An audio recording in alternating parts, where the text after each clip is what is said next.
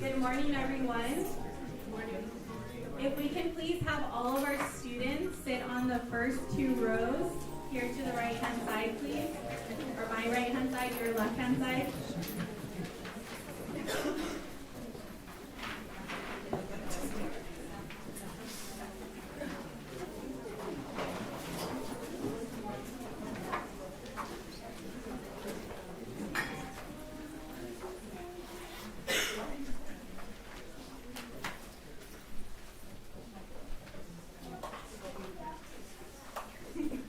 Good morning, everyone, and welcome to our annual speech contest. Thank you so much for being here today. My name is Giovanna Castro, and I'm the Director of Communications for the Chula Vista Elementary School District. First off, I want to thank our amazing 5th grade students for being here today. Can we please give them a big round of applause?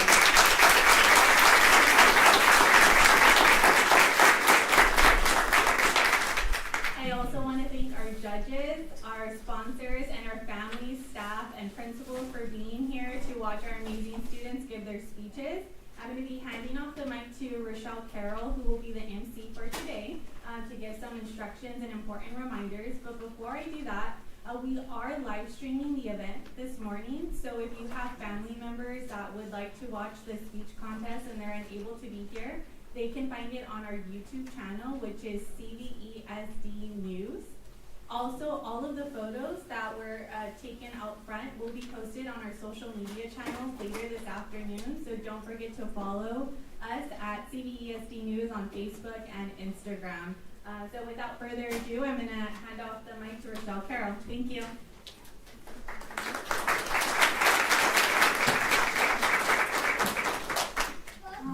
Good morning. One of my very, very favorite times of year is being able to come here and see such amazing students. And I recognize some of you back from being here in 4th grade. So again, thank you for being here. We're so excited. So as we look at today, our Chula Vista Elementary School District annual speech contest, I'm Rochelle Carroll, and I'm going to be your MC today. And so I will be hosting you in and out of here and getting to keep all of you calm and trying to enjoy the moment. And that's what I want you to do. I want you to think about how exciting it is that you are here today. You've done such a fabulous job, and we are so proud of you. So, first, before we get started, I want to give a special thanks to our judges, and I want to make sure I get this right. So please help me welcome Leslie Payne, Director of Administrative Services for Sweetwater Authority.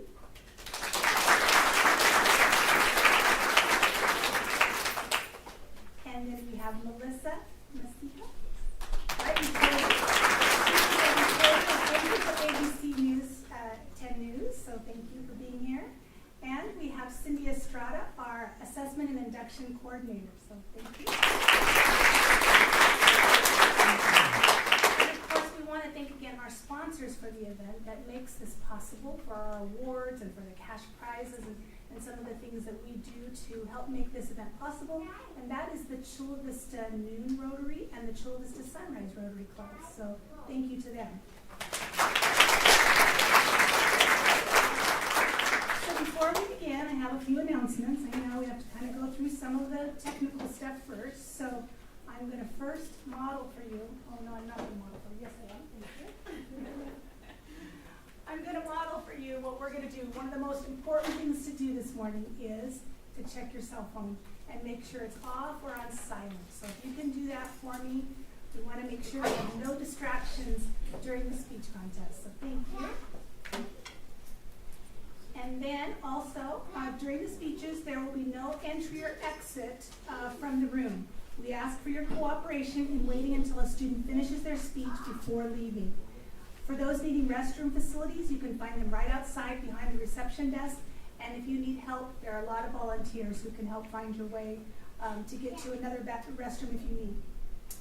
Let's see. As a reminder, all speeches should be between 3 and 5 minutes, so you all know that because you were practicing at your school sites. And there will be a 5-point penalty for speeches that are under 3 minutes or over 5 minutes. And so each speech will be timed with scores recorded on a 50-point scale. In a tie, the first tiebreaker will be for content, the total points, followed by poise and delivery, total points for that. After delivering their speech, students are expected to sit in the front row. So you'll come in, you'll give your speech, and then you're going to be sitting down in one of those first 2 rows and waiting there for the entire program. So you'll be sitting there after you give your speech, okay? For those moving on to the finals, notification is going to be given today at the end of this session, and so we're going to be excited to be able to announce that after all the speeches are finished. The finals are on Thursday morning, the 29th. So this Thursday morning, we will have a speak-off with 3 students from this morning and 3 students from this afternoon in 5th grade. You will be speaking on Thursday for the finals. Okay, let's see. All speeches, as Ms. Castro said, will be live streamed and recorded. You can find the videos on our YouTube channel or website at cbesd.org/speech contest. If you have not already done so, don't forget to also take a photo at the photo booth. There's lots of places to take photos in here afterwards.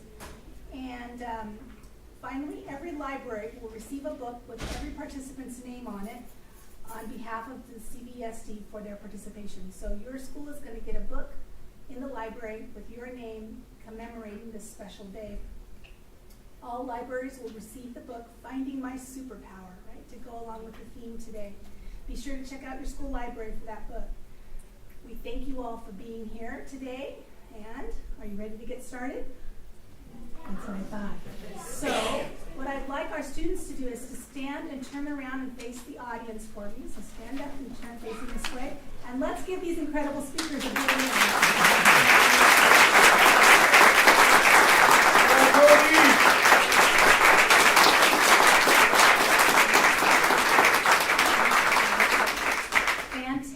All right, students, so now you're going to get to go with Ms. Castro, and she's going to take you on out and coming back in one at a time for your speeches. So go ahead and follow her on out, please.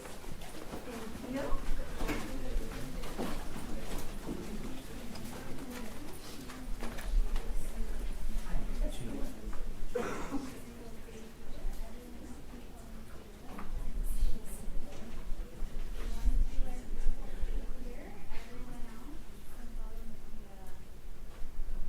All right, so we know the truth, that the people who are really nervous are not them at all. It's all of you who are the nervous ones, all right? So I want all of you, just as I'm going to tell them, take a deep breath and exhale, right? And I'll be bringing them in one at a time. Be prepared to be amazed this morning because these children are incredible. Okay? So we'll get started. So just so you kind of know what we'll be doing, I'll be bringing in one student at a time. And bringing them in up to speak. I'll be letting them know they're going to be speaking in this area. They'll have the option to use the podium or not. They will not have a microphone. Part of the score is on their projection. The mics that you see there are in order to allow for clarity on the live stream. Okay? And then after they're finished, they'll go and sit down. And I will stand there and awkwardly wait for just a little bit, but it's because we're waiting for our judges to finish scoring before I bring in the next person. So that kind of pause that we have, and you think, okay, why is she just standing there? That's the reason why. We're waiting for the judges to score, okay? And then we'll move right along. So we have 16 speakers today.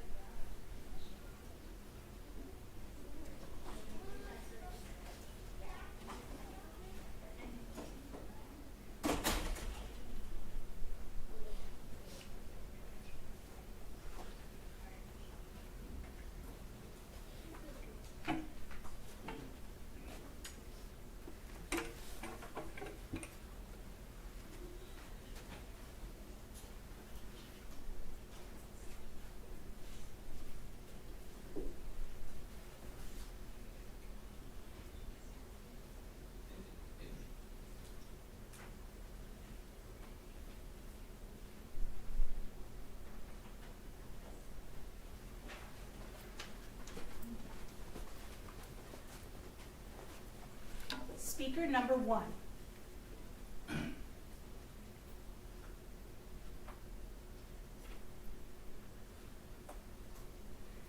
We can live without communication. It's easy, is what I would say if I had 2 brain cells. Hello, my name is Yara de la Rosa. I'm a 5th grader at Lillian J. Rice Elementary School. Personally, I think myself and everyone else in this room can change the world with our superpowers. One of my superpowers is communication and voice. Communication is extremely powerful, whether it be verbal or nonverbal. It is important to all beings on this planet. Animals, humans, even insects. We all need communication to survive. Public speaking, interpersonal communication, and body language are all forms of it. The 3 basic purposes of public speaking are to persuade, to inform, and to entertain. St. Augustine of Hippo states 3 specific speech purposes: to teach, provide people with information; to delight, entertain people or show people false ideas; and to sway, persuade people to religious ideology. This means public speaking is used for many varied reasons. For example, Dr. Martin King or Malala Yousafzai. If we did not have public speaking, the 2 would have never made a change on our society. We would still have many outrageous laws of segregation, and women and girls in Pakistan and many other countries would have no education. Interpersonal communication. Well, what is interpersonal communication? Interpersonal communication means an exchange of information within 2 or more beings. To simplify that, a conversation within 2 or more people. To simplify even more, people just talking to each other. For instance, every day you'll hear people chatting, or you yourself will be chatting with someone else. What I'm trying to say is interpersonal communication is used all the time across the whole world in all situations. School, work, during activities, everywhere. We all need communication to survive. For example, wolves. Wolves need to be able to communicate with each other to survive. When hunting, wolves will howl to mark their pack's territory, making sure no other pack will intrude on their area. Body language, also known as kinesics communication, is a nonverbal way of communicating. Wikipedia states, such behavior includes facial expression, body posture, gestures, eye movement, touch, and the use of space. This means that all beings show sentiments or emotions through body language, or kinesics communication. For instance, a chameleon changes colors based off of their sentiments or emotions. Chameleons change to darker colors when upset, lighter colors when trying to attract a mate, and they also change colors to adapt to their habitat. On a final note, communication plays an essential role in our daily lives. It impacts everything from our personal lives to our careers. By acknowledging the importance of communication in both personal and professional contexts, individuals enhance their social and leadership skills, building stronger relationships and achieving success in their futures. Public speaking, interpersonal communication, and body language are the 3 components of effective speaking. Each of these aspects plays a crucial role in expressing information and building positive relationships. As I spoke to you today, and as I speak to you now, I'm using these 3 components. My superpower can affect the world greatly. In the great words of Malala Yousafzai, when the whole world is silent, even one voice becomes powerful. Thank you.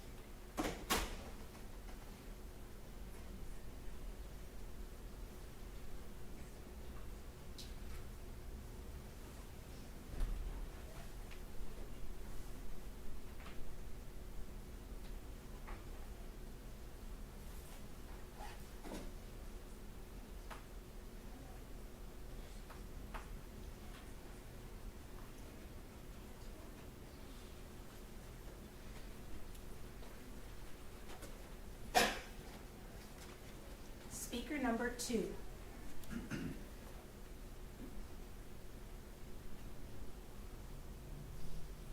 A leader has once said about leadership, the way to achieve your own success is to be willing to help somebody else get it first. Hi, my name is Star Elashan. You may not even know it, but you might have leadership yourself. My superpower is leadership, and you can help in many things and help others too. We can all be leaders in our community, our school, and most of all, the world. If we are passionate about people, helping and volunteering, and inspiring along with motivating others. Leadership is not about flying or fighting villains. It's about helping others just like how real heroes do. And not knowing how to start may be looking hard, but it's really that simple. And let me tell you some ways on how. First, one way of being a leader is being passionate. And being passionate can make someone's day. 84% of people identified having passion in their lives. 96% of those people were for hobbies like dance, hockey, and reading. Passions are largely recreational and often fleeting. When you're passionate, you can be able to spread it to others, along with others being passionate too as well.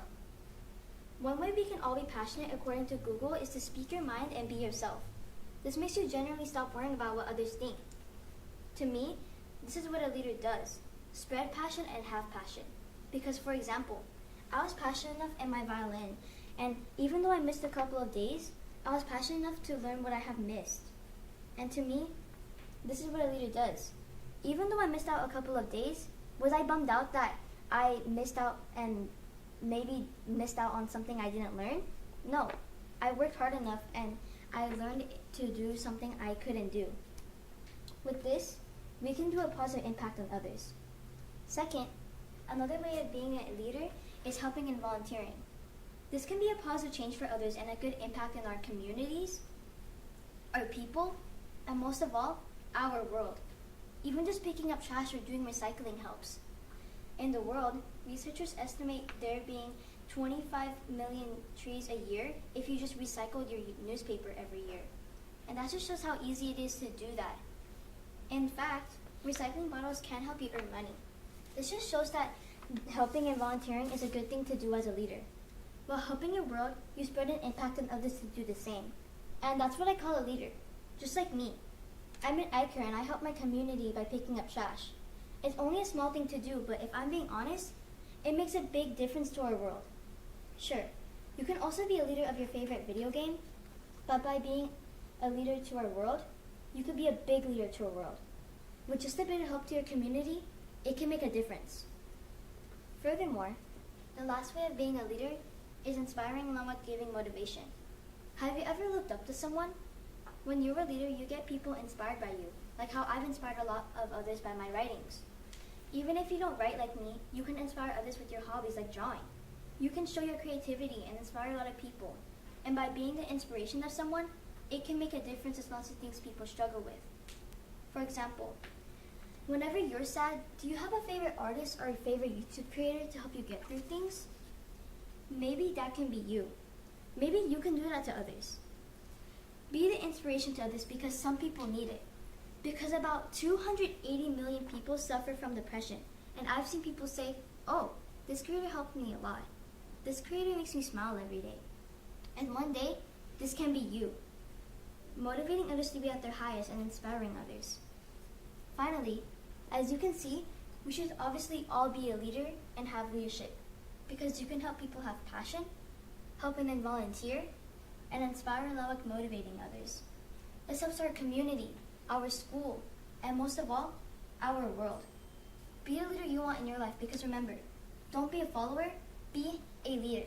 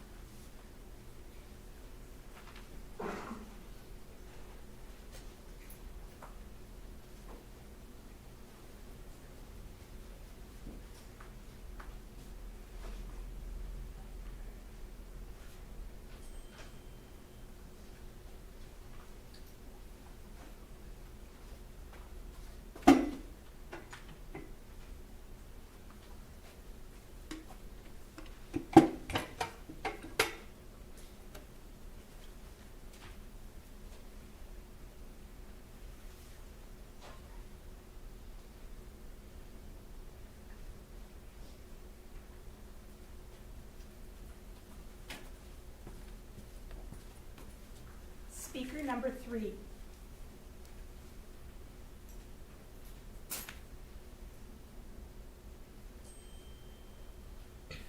How can we unleash our superpowers for positive change? Many people in the world are suffering from a lack of happiness. How can we help them feel less down? How can we uplift their feelings? Aesop once said, "No act of kindness, no matter how small, is ever wasted." To me, showing kindness is a true superpower. I think we can give our positive feelings to those that need our help. We want other people to feel like they're in a safe environment because lately people have not been feeling safe, and that can cause risky behaviors. We need people to feel safe so they can release any pressure they keep inside. For example, sometimes it can be hard for students and even staff to find happiness at school. People can feel sad, depressed, doleful, and even regretful. To change those negative feelings, both you and I can give them the happiness they yearn for and change those negative feelings by solving the problems they keep buried down inside. Too often, we underestimate the power of a touch, a smile, a kind word, a listening ear, an honest compliment, or the smallest act of caring, all of which have the potential to turn a life around. Once said by Leo Buscaglia, sometimes spreading kindness isn't easy. That's why, for people who feel that way, we can all show kindness to them first. Then they can pay forward all that kindness to someone else. When kindness is passed on to the next person, it gives them a warm, nice feeling on the inside. It can make them feel loved, and it can help them feel accepted. Spreading kindness is an important act in life. Being kind and spreading kindness is one of the main things that us as compassionate people need to learn. In my opinion, one of the world's biggest problems is that sometimes people are alone and have no one to turn to. Let's be the ones that they can turn to when they are feeling alone. Let's be the ones who light that spark of happiness. Let's be the ones who make a world a better place. Why don't we start right now by turning to the person sitting next to you and showing kindness by saying a cheerful hello. Thank you and have a great rest of your day.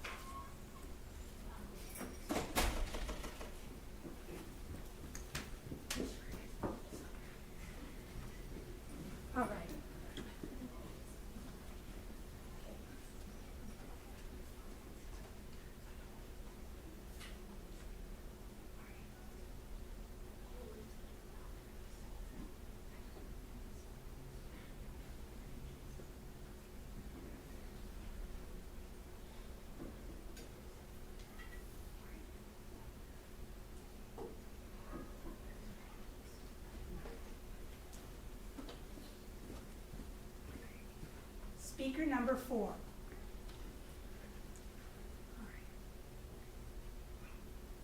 Eddie Stone once said, "What goes around comes around." So that means if I'm nice to someone, they'll be nice to someone else, and nice to someone else, and so on and so on. Today I will be showing you all my 3 superpowers, which are being artistic, funny, and kind. Now, right now, I will be starting off with being artistic. Now, does everyone here know how to draw from circles to characters? All right. Now, being artistic is drawing. Everyone knows that, but it can be more than just drawing. It can help a person brighten their day, and it can help someone be confident. But once my friend, he lost the game, and he was kind of sad and mad at the same time because it was really important to him. So what I did was I went over, I drew his favorite thing, and I put all my hard work into it. So then once I was finished, I walked over to him and handed it to him. It put a smile on his face, and that put a smile on my face because he was happy. Now, my second one, which is being funny. Everyone knows laughter, all right? Now, who here knows the saying, laughter's the best medicine? All right, a lot of you. So, that is true and false at the same time. It can be like emotional medicine to help people out when they're feeling sad or mad or frustrated. To help them feel better. Not real medicine, no. No. Laughter is not real medicine, no.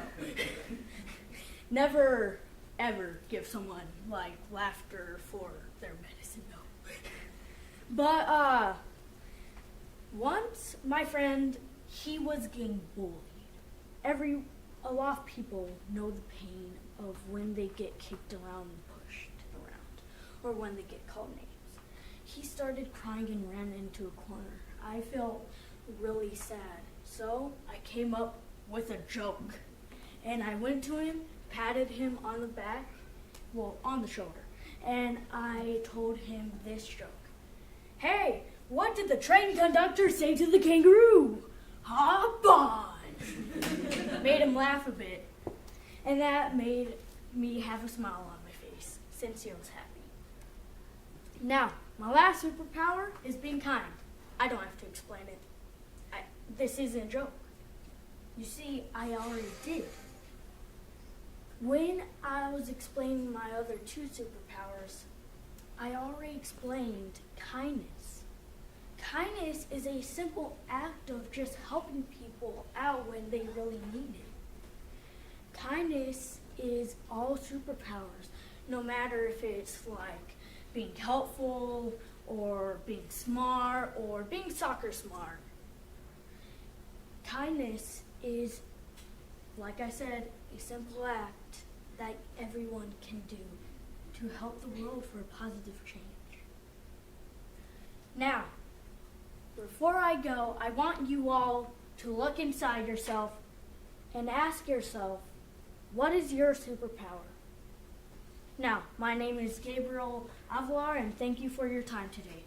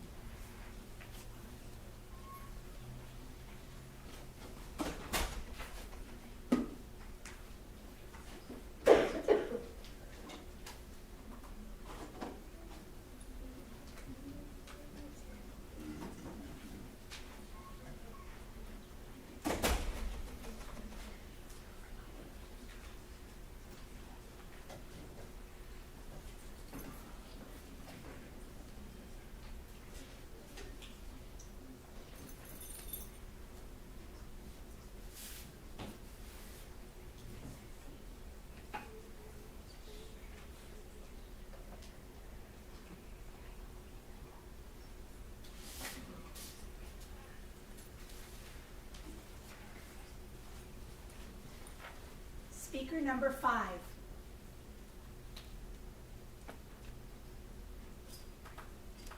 Let me start with a question that the author R.J. Palacio uses in her novel Wonder. When given the choice between being right or kind, what will you choose? Raise your hand if you choose kind. In my opinion, kindness is the only superpower we need in this world. Hello, my name is Mateo Perez and I'm a student at CDOCC. And the only superpower we need in this world is kindness. All superheroes start off by being kind and helping others. When we help others, we get that feeling that makes us feel good. Our job is to put a smile on others' faces every day. In my opinion, that is the only superpower we need. The act of kindness has been around since the beginning of time. Did you know that there was a phrase used by the Mayans for the past thousands of years? It's en la kesh, which translates to tú eres mi otro yo. Si te hago daño a ti, me hago daño a mí mismo. Si te amo respeto, me amo respeto yo. Which also translates to you are greater than me. If I hurt you, I hurt myself. If I can't respect for others, I can't respect for myself. Kindness thrives and spreads like a vine. If you grow the vine, it spreads. Imagine how much better the world would be for others to live in and the next generations if we give kindness. Others will have hope that we can turn things around. If we are kind to others, they could be kind to others. That could cause a chain reaction that could change the world. One way we can unleash our superpower of kindness is if someone is sad, they need someone to be there for them. Kindness is always there, through the saddest of times and the happiest of times. When my family was going through the toughest of times, when my grandparents passed away, I thought I was never going to get better. I just needed to look for the happiness. It came through me by kindness. When my friends and family were always there for me. That is why I think kindness is always there. According to a webpage named Mindful, it states, when we see someone being kind or generous, it gives us a warm glow feeling inside. Researchers call this moral elevation. It not only inspires us to do good, but wants us to do good ourselves. When I read the book Wonder this year with my teacher, it was the best book I ever read. The main theme of Wonder was kindness. A good quote was courage, kindness, friendship, character.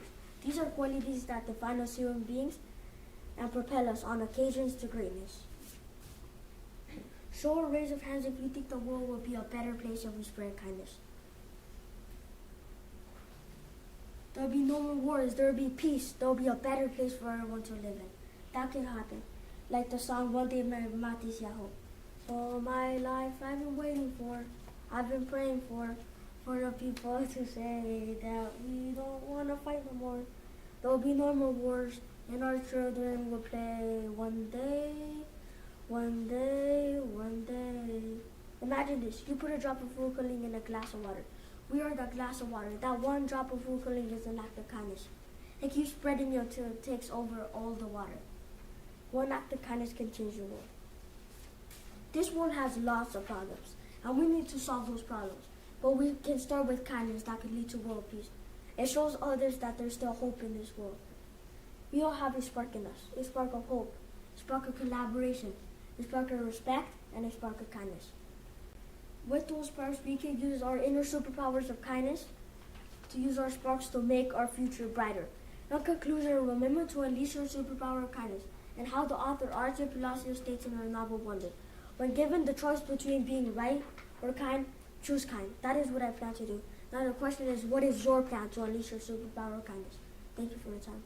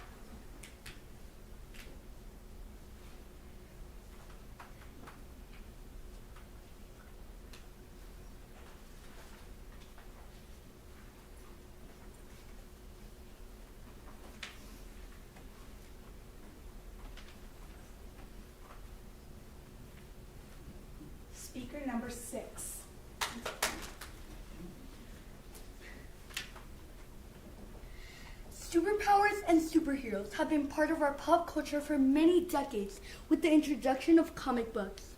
They have become more relevant in recent times with Marvel and DC movies. I myself am a very big fan of the MCU. I watched all of the movies and TV shows with my dad. These works of fiction are very entertaining because they teach us about core values, the good and the bad, but more importantly, that every single one of us has the power to create change. Hello, my name is Daphne Romero Zuniga, and I am a 5th grader at Mueller Charter School. Since modern American comic books were created back in the 1930s, many people think superpowers are fictional. Flying, super strength, and super speed are only some of the many examples found in comic books. While I do not have any of these powers, the greatest superpower one can have is the power of our minds combined with your own special individual superpower unique to oneself. I truly believe that I can use the power of my mind not only to heal myself, but to heal others. There are so many afflictions in this world that could be changed for the better. I may not be able to heal someone from a gunshot, but I can prevent the gunshot from happening in the first place if I use my mind. There is a woman in Pakistan who used the power of her mind along with her very own unique superpower, the power of her voice. In 2008, the Taliban, an Islamic fundamentalist group who banned young girls from going to school, had taken control over the Swat Valley, where she lived as a 10-year-old. They destroyed around 400 schools. With her voice, she rebelled. The Taliban had threatened her life. And in 2012, she was shot in the head by a Taliban gunman. She used the power of her mind to gain incredible courage to get over the terror and the pain. But more importantly, she didn't let it stop her from using the power of her voice to continue to stand up to the Taliban. Her name is Malala Yousafzai, and she used the power of her mind and voice to become an international symbol for the fight for girls' education. Another great real-life superhero is a man who used the power of his mind to come up with a plan, along with his very own personal superpower of healing by providing free food to disaster and war-affected areas through his World Central Kitchen organization. His name is Chef Jose Andres, and he provides immediate humanitarian assistance to hundreds of millions of people in need. His most latest contributions were in the war-afflicted area of Gaza, where the World Central Kitchen teams have provided more than 32 million meals since first responding to the escalating conflict in the region. He is like Batman whenever you turn on the bat signal. We can combine the power of our minds, voices, and healing to send strong messages to world leaders in command about issues about war in the Gaza region. One day, through hard work and determination, and the power of my mind, voice, and healing, I want to become President of the United States. I can unleash the power of my mind and voice to influence world leaders into stopping conflict and war, maybe even prevent war from happening. Furthermore, with the power of healing, we can heal people about thoughts about hate, racism, and violence. It will not happen overnight, but a more tolerant world will inevitably heal faster. We all need to heal from the prejudices of all people we interact with every day to coexist with people that look and think differently from us. Only by healing in such a manner can we truly accomplish true change. And I have no doubt that I can do that with the power of my mind. Thank you.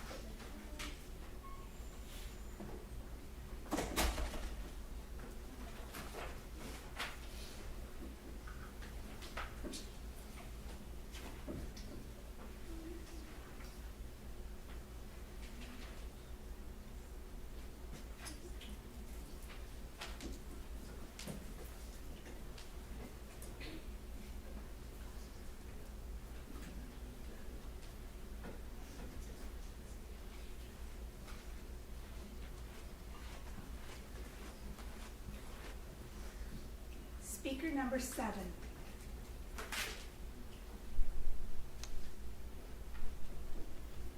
Have you ever seen homeless people on the streets asking for money or food? Well, do you ever feel bad for them?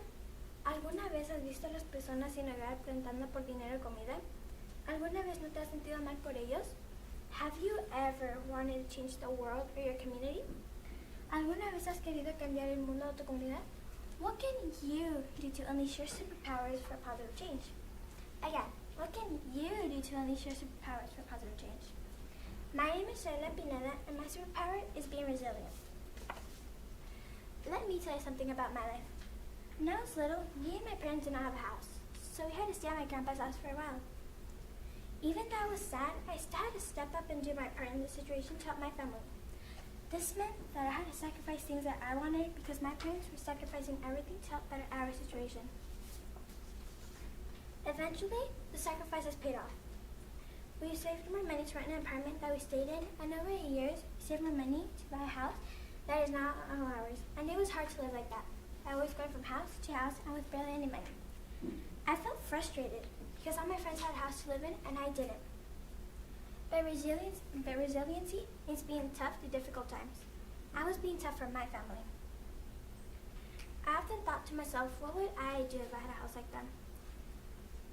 And now that I have a house, I feel grateful for all the sacrifices we've made. I have learned that there are so many others who are less fortunate. Vincent van Gogh once said that before you ignore another homeless person, just remember that could be someone's father or someone's mother, and they have their story. Mother Teresa once said that our prime purpose in this life is to help others, and if you can't, at least don't hurt them. Will Smith once said that if you're not making someone's life better, then you're wasting your time. Your life will become better by making other people's lives better. Stephen McNee once said that people who are homeless are not socially inadequate. They are people without homes. Barack Obama once said that the best way to not feel hopeless is to get up and do something. Don't wait for good things to happen to you. If you go out and make some good things to happen, you will fill the world with hope. You will fill yourself with hope. Did you know that homelessness is getting bigger and bigger in California? According to the Public Policy Institute of California, 30% of all people in the United States experiencing homelessness live in California. There is over 150,000 people. Since 2020, California's overall homeless population has increased about 6%. So when you see a homeless person, always try to help them by giving them some money or food. I would like to use my superpower of resiliency to help other kids who are in a situation like mine to be resilient. So I would like to make clubs for homeless children so that I can share my story and give them hope. Even the smallest actions can make a huge difference in a homeless person's life, and it makes them feel happy and appreciated. Now, I'm going to ask all of you a question. What would you do if you're a homeless person? How would you feel if you're one? I want you to think about it.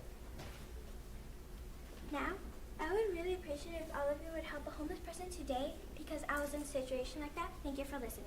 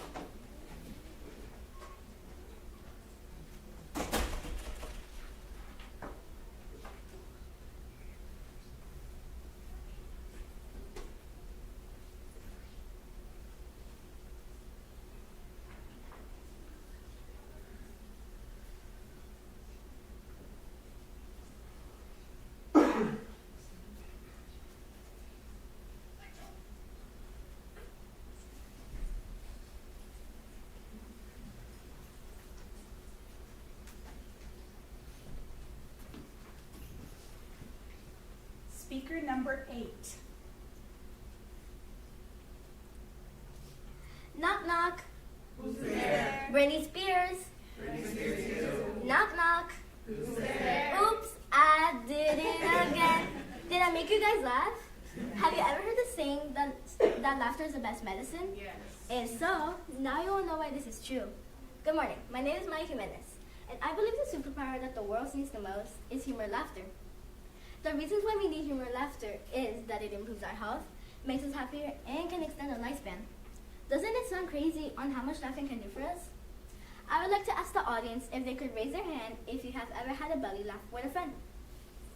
Okay, thank you.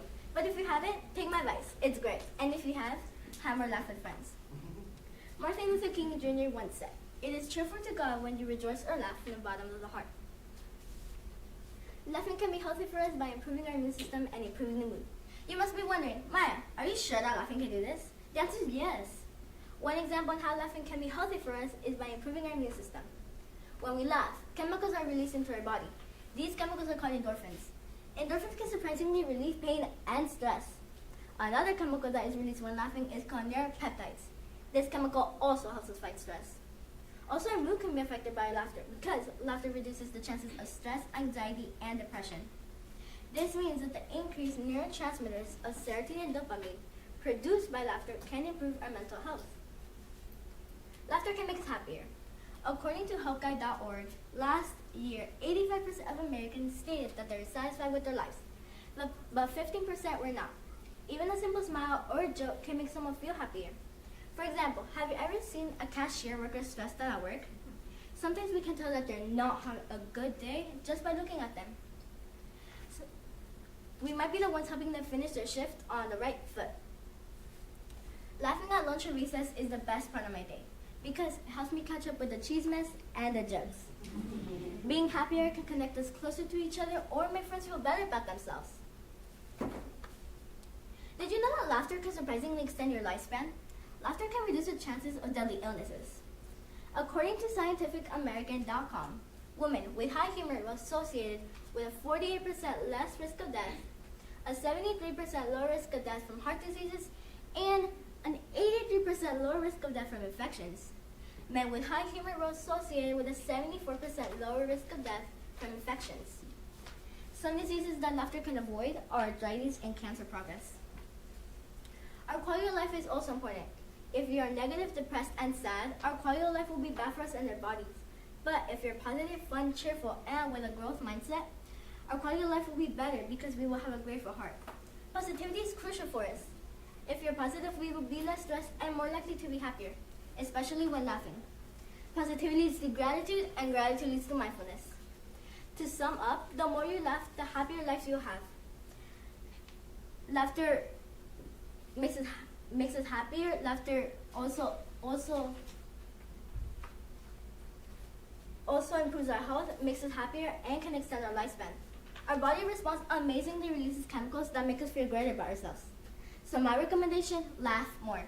If you forgot, I'm Maya Jimenez, and this is why we should laugh more. Thank you for listening. Have a great rest of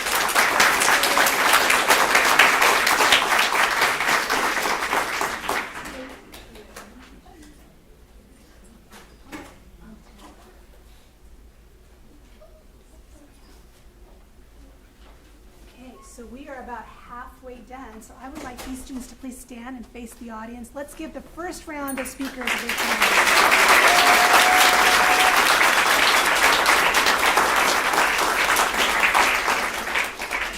You can have a seat.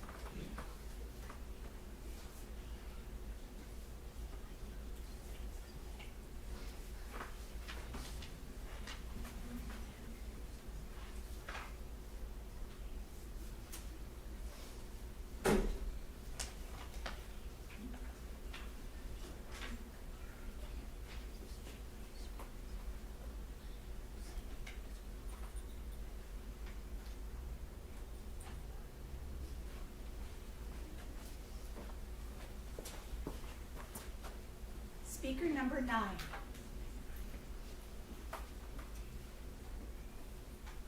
Hi, my name is Allie, and the title of my speech is How Theater Can Make a Positive Change.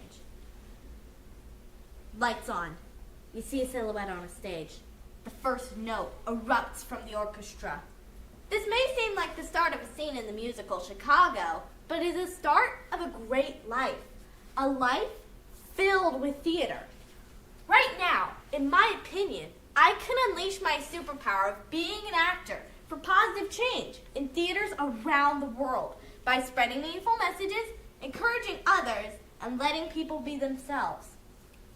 First, some musicals have hidden morals from which today's world can benefit. WayneTheater.org states that theater serves as a platform for raising awareness and addressing social issues within a community. In other words, most plays and musicals show lessons that could really improve our lives. For example, Shrek the Musical. It may seem like all monsters and fart jokes, but it has a hidden meaning about equality. One of the songs, Freak Flag, highlights that everyone should be accepted, no matter who they are.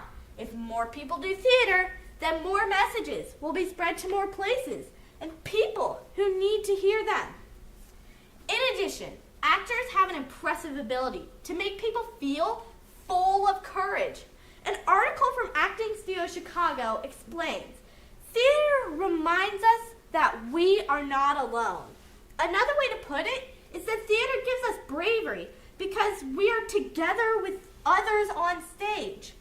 For instance, I'm more likely to want to sing in an ensemble than in a solo performance.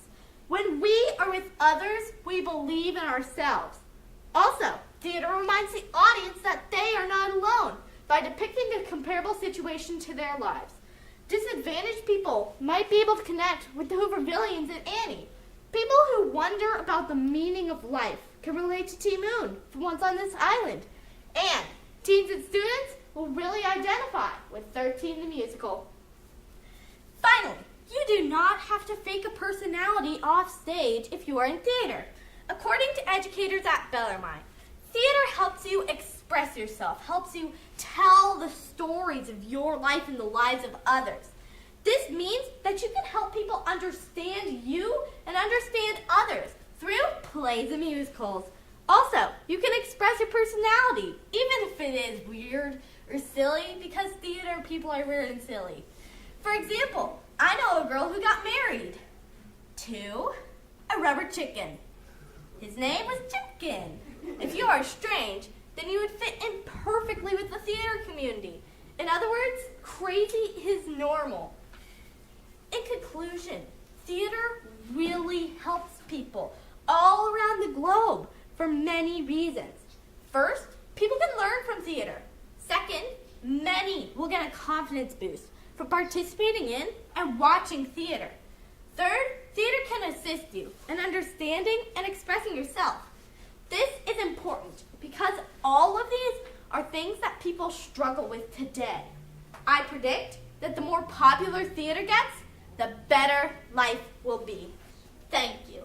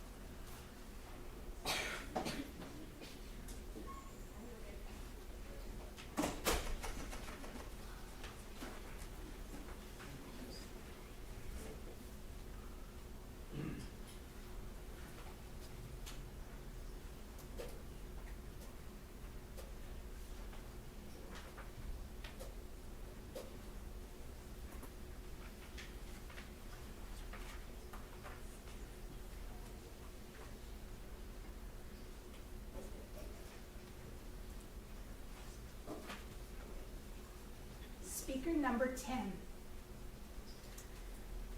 Think about one time in your life that was difficult. What did you do about the situation? My name is Brenda Alessandra Peralta, and today I'll be talking about why expressing yourself is important, how did it help in the past, and really, how can we unleash the superpower? A lot of people think of superpowers as flying, teleporting, or even laser eyes. But if you look deep within yourself, you will know we all have a power within us. You're asking one question. Why did I pick expressing yourself? Why not giving to the poor or saving the environment? Because all of these movements start with your voice. To begin with, you're probably wondering why expressing yourself is important. Think about our world back then. It was not equal. If activists like Rosa Parks and Martin Luther King Jr. and so many more didn't do their part, where would we be now?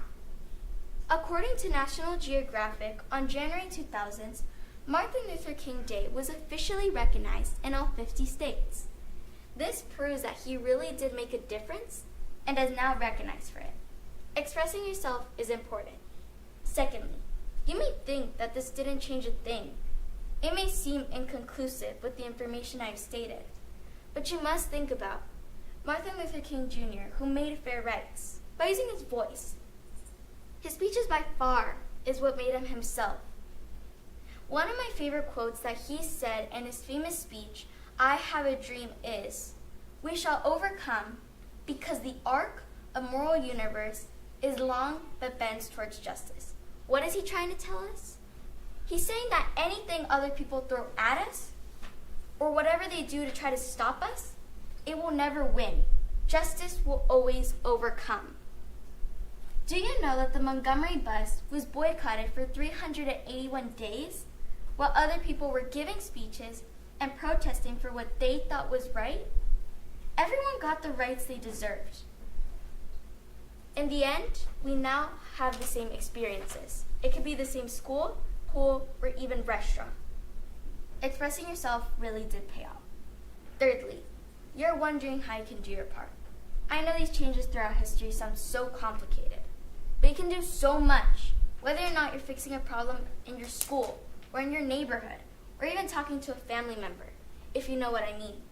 All of this can change your lifestyle completely.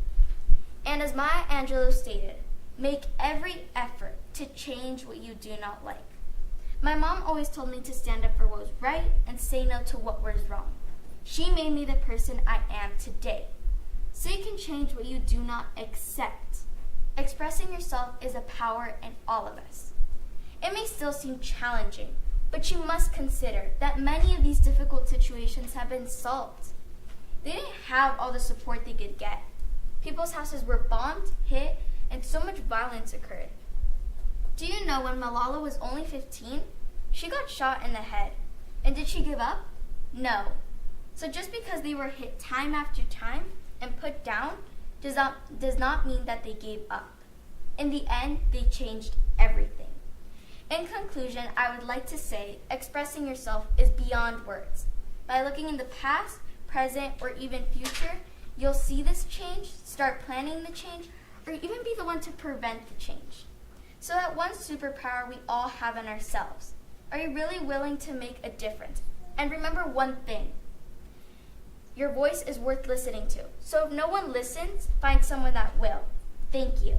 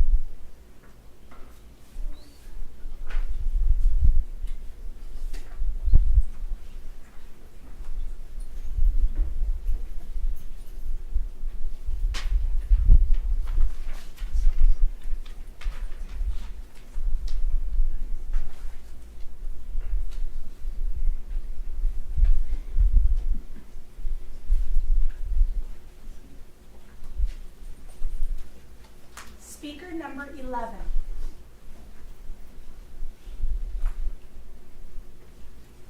¿Alguna vez han sentido que quisieran ser superiores para tener superpoderes para poder mejorar el mundo o simplemente para resolver un problema?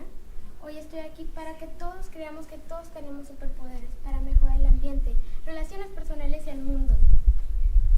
¿Cómo podemos identificar y liberar un superpoder que aunque no es un superpoder que podamos ver? Para poder identificar y liberar un superpoder, primero tenemos que saber qué es un superpoder. Un superpoder es algo que ayuda a los demás o también es algo que causa un impacto positivo en el mundo. Hoy hablaré de 4 maneras de cómo poder identificar y liberar un superpoder. Y por último les daré unos ejemplos de los míos con la esperanza de que puedan encontrar esos superpoderes que ya tienen. Las 4 maneras para poder identificar y liberar sus superpoderes son: número 1, observando las necesidades que nos rodean. Número 2, conociéndote a ti mismo. Número 3, escuchando los consejos de las demás personas para poder mejorar como persona. Número 4, haciendo una lista de nuestros talentos que podamos compartir con otros. Los superhéroes de las películas toman acción cuando se identifica un problema. Así nosotros primero tenemos que observar e identificar un problema a nuestro alrededor. Puede ser una necesidad o tan sencillo como una necesidad como con una o un grupo de personas. Para poder entender estas necesidades necesitamos ser personas observadoras.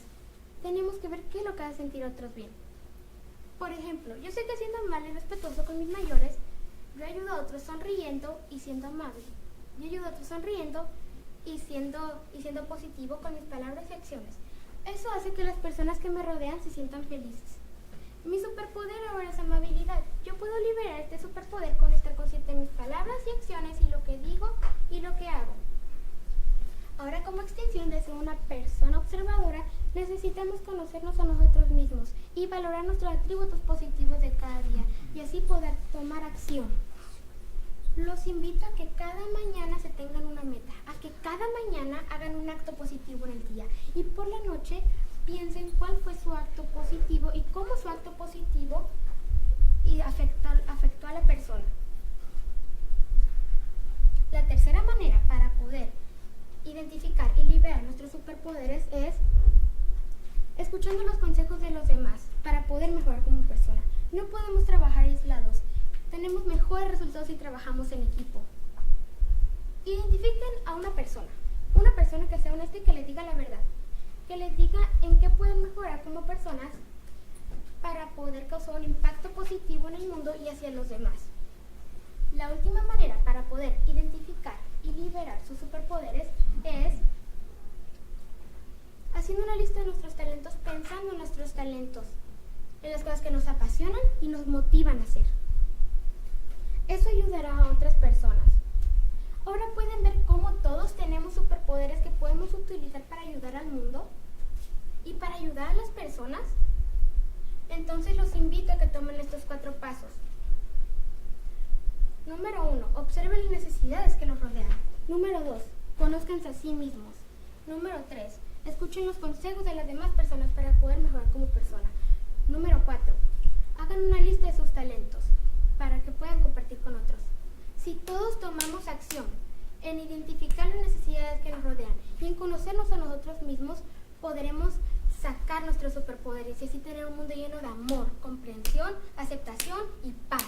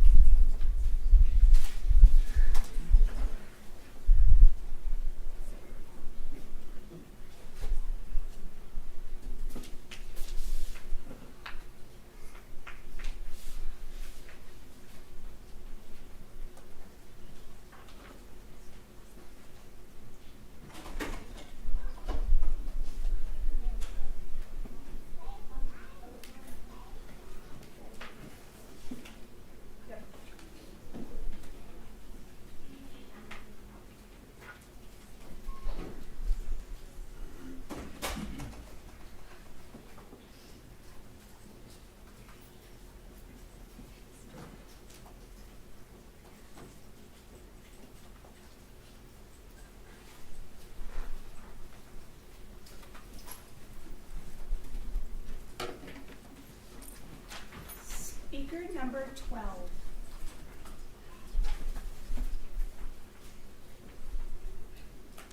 You are stronger than you believe. You have greater powers than you know. My favorite superhero, Wonder Woman, said this, and she is right. You all have superpowers that are greater than you know. Hello everyone, my name is Carla Escobar, and I'm here to talk about how we can unleash our superpowers for a positive change. Everyone has their own superpower, but today I specifically want to talk about this one. Do you know you're using your superpowers right now? You are. It's your listening powers. Your listening powers help you understand what others are saying to you. And it's not just about hearing people talk, but really listening to them share their ideas, feelings, opinions, and allowing others to be heard. For example, a place where you can use your listening superpowers for a positive change is at home. At home, you can listen to your parents when they're explaining your homework. This will help you understand what you're supposed to do and make homework even easier. Also, listening helps when your parents are explaining an issue that might be happening, or even your chores. And your listening powers can help resolve problems or arguments with your siblings, like when you're arguing about whose turn it is to play your video games. Listening to each other can help resolve the problem in a more positive way. Honestly, if we just listened at home, we wouldn't give our parents and ourselves a hard time. Just ask your parents. They'd probably agree with me. Another place you can use your superpower of listening to make a positive change is at school. The first place you can use your listening powers at school is in your classroom. This is a great place to use your listening superpowers. You've been doing it since you were in kindergarten. For example, when your teacher is giving instructions, listening to them gives you a better understanding of what you should be doing at the time. Let's say you're doing a math assignment that seems difficult to you and your teacher helps explain it. Listening to your teacher helps you see the problem in a better way. It also makes it easier for you and easier on your teacher. Using your listening superpowers helps you learn more things. And listening can help you communicate better with classmates. Like when you're in a group project, listening to your group can help people be heard, and that can make a positive change in your classroom environment. Lastly, you can use your listening superpowers to listen to friends or your community for a positive change. For example, listening to friends can create better relationships and create a positive change. Like when your friends look sad or unhappy, asking them how they feel and listening to what they have to say helps you and your friend have a better bond because they feel heard and that somebody cares about their feelings. Have you ever tried talking to a friend and they aren't really listening? You'd probably feel sad, right? Listening helps you have empathy for others. Another way listening can make a positive change is in our community. Like when your parents are driving on the road, listening and focusing on the traffic can have a less negative effect on the road. Also, listening to people discuss important issues in our community can lead to important changes or provide help to others. That's a positive change. So how can we unleash our superpowers for a positive change? All we have to do is listen. Did you guys get all that? My name is Carla Escobar, and thank you for your time.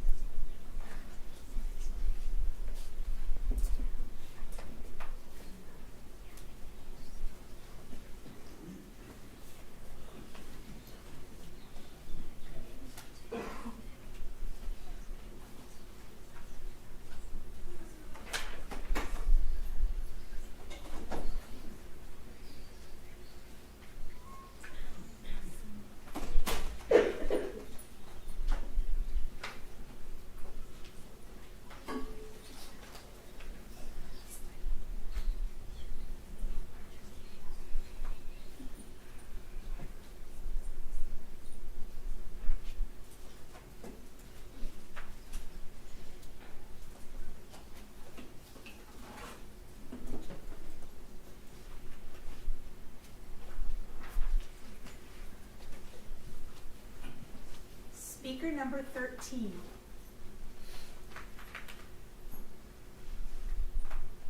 Alejandro Daly is a young boy who got extremely ill because of pollution. How would you feel if you had to breathe in contaminated air and walk around in a polluted area? How would you feel if you had to swim in polluted water? Good morning. My name is Dominic Balcazar. I'm in 5th grade at Otay Elementary School. Today I'll be talking about Alejandro Daly, oil spills, why we should stop smoking, why pollution is important, and how everyone can unleash their powers to help with pollution. We need more people who can unleash their powers. For example, Alejandro Daly was born with asthma. He moved to Bogota, Colombia, a very lively city with lots of buses releasing diesel fumes. Once he learned about the connection between fossil fuels, air pollution, and human health, he started to fight for a difference.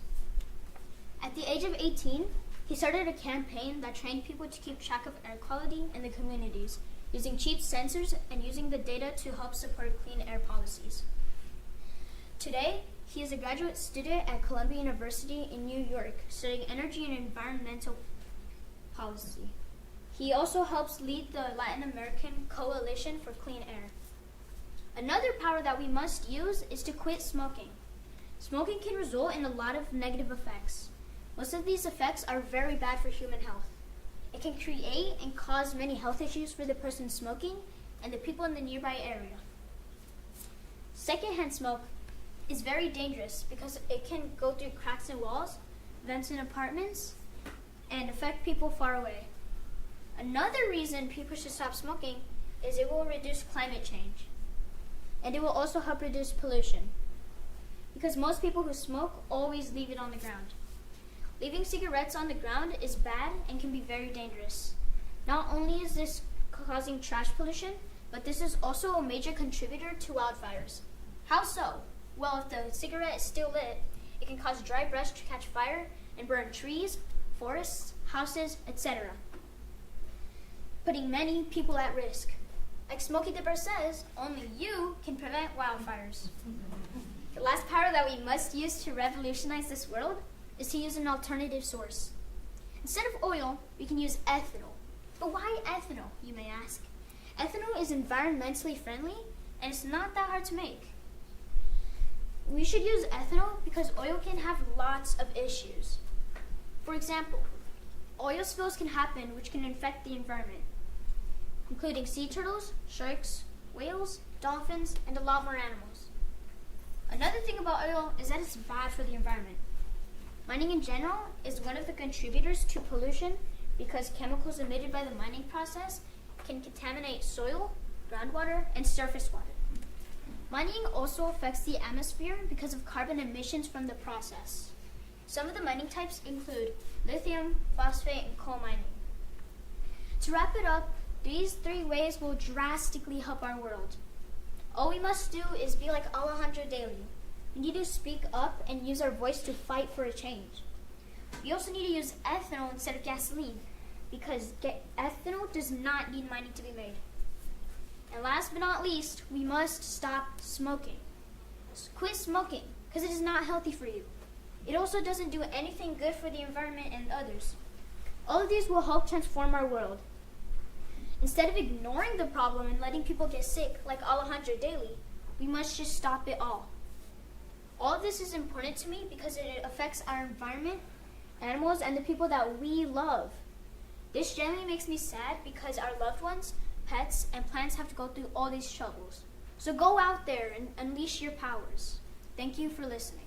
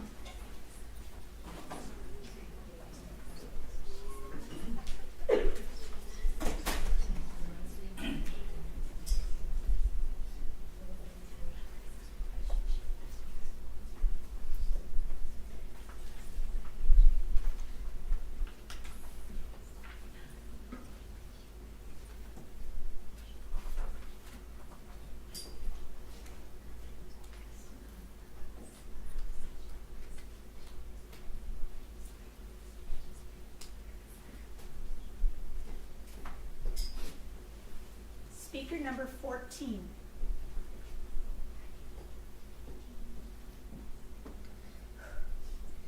Everyone in this world has a superpower. And you may not know this yet, but you have one lurking inside of you, waiting to be unleashed. Hi, my name is Daniel Rodriguez, and you may think that superpowers are only for superheroes. But I mean that a superpower that's so powerful that it'll spread everywhere. I believe that these superpowers that I'll be talking about can change this world. So superpowers that I'll be talking about are kindness, empathy, and compassion. Let's talk about kindness. Did you know that kindness can spread like a virus? I know we think of viruses that get people sick. I mean that a virus that spreads so quickly that if everyone spreads a little kindness, it'll spread positively everywhere. And when you least expect it, that kind act will come back to you. Like a domino effect. You can show kindness by including others who are alone or who are having a hard time. Even helping someone carry something from one place to another or complimenting a person can make someone's day a whole lot better.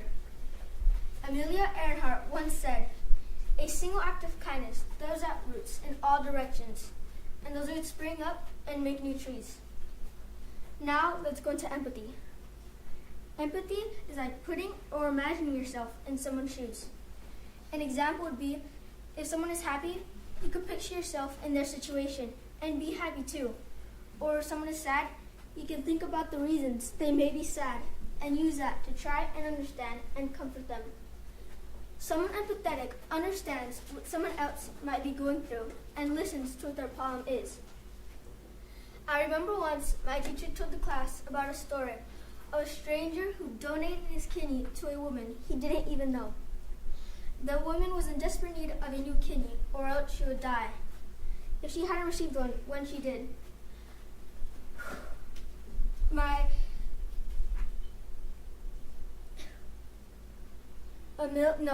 Dolly Parton once said,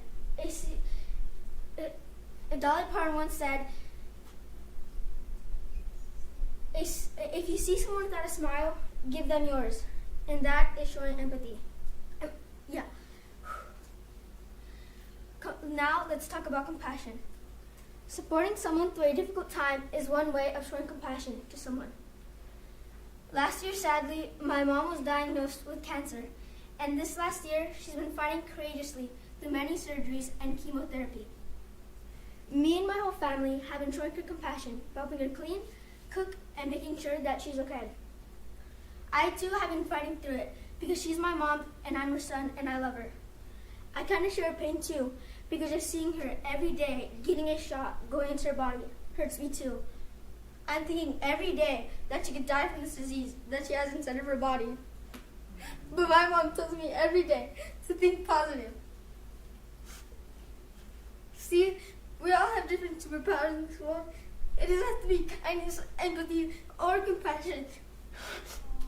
And these superpowers are so important because sometimes a lot of people don't care about what other people are going through in this world. If someone is dying, they don't care because it's not happening to them.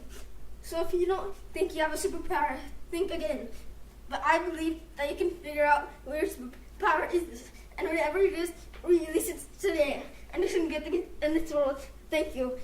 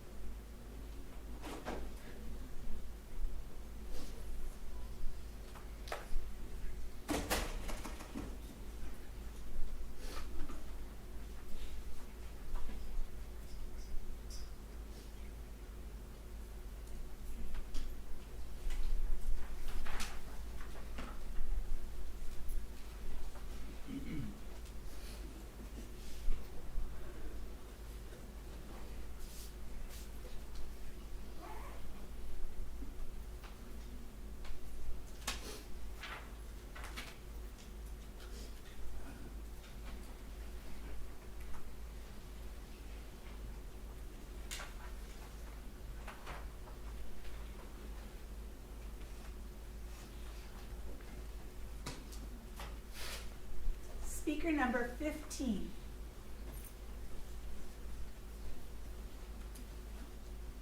Hello, my name is Darla Wong, and I will be talking to you about unleashing our superpowers for positive change towards the world.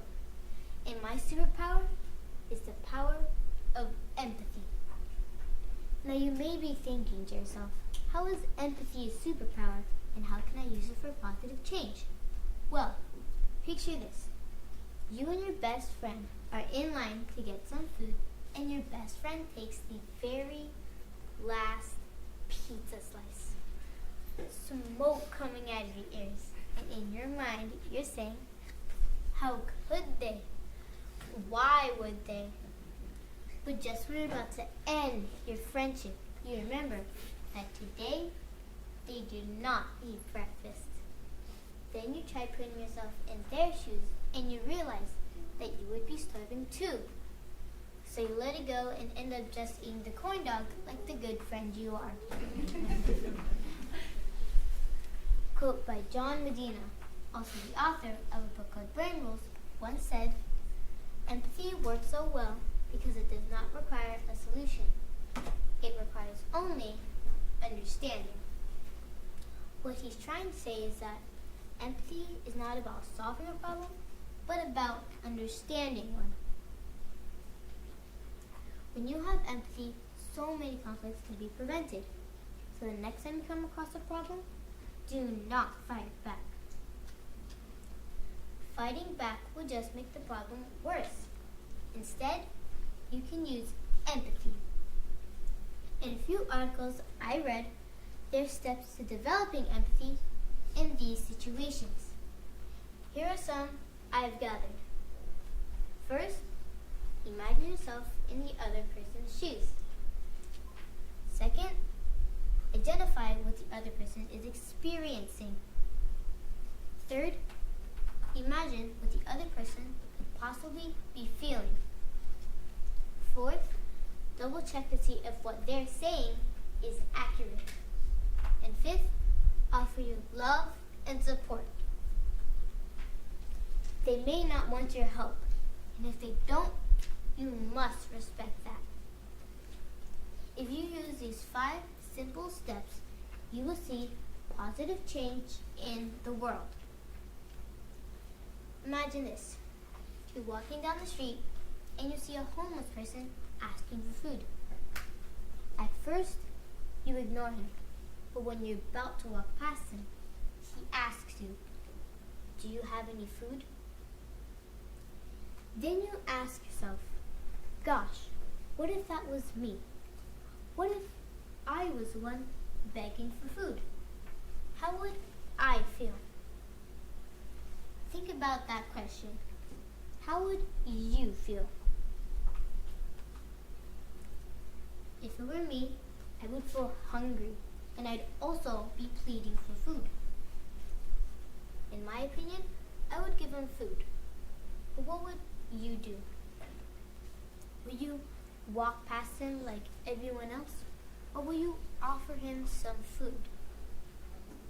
Homelessness is a huge problem in the world, and with just a small act, we could create a huge difference.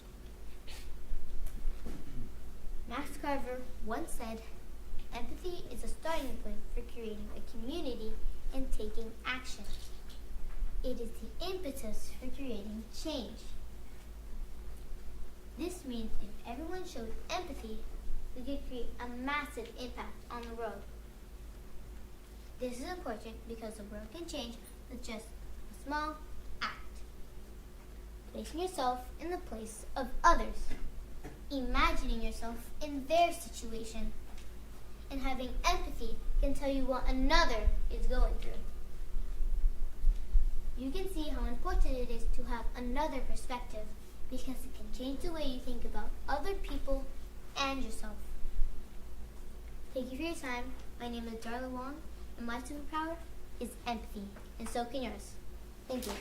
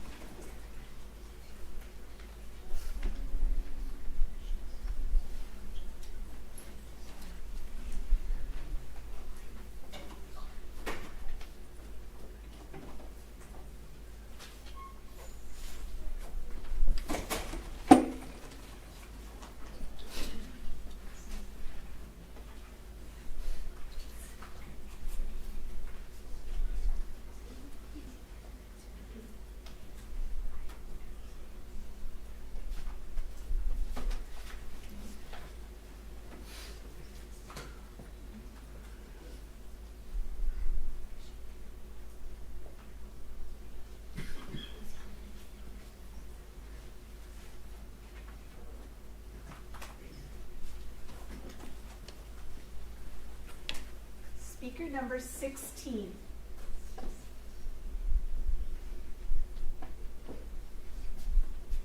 Hi everyone, my name is Melody Muno Carrasco, and today I'm going to talk about on how to unleash our superpowers for a positive change.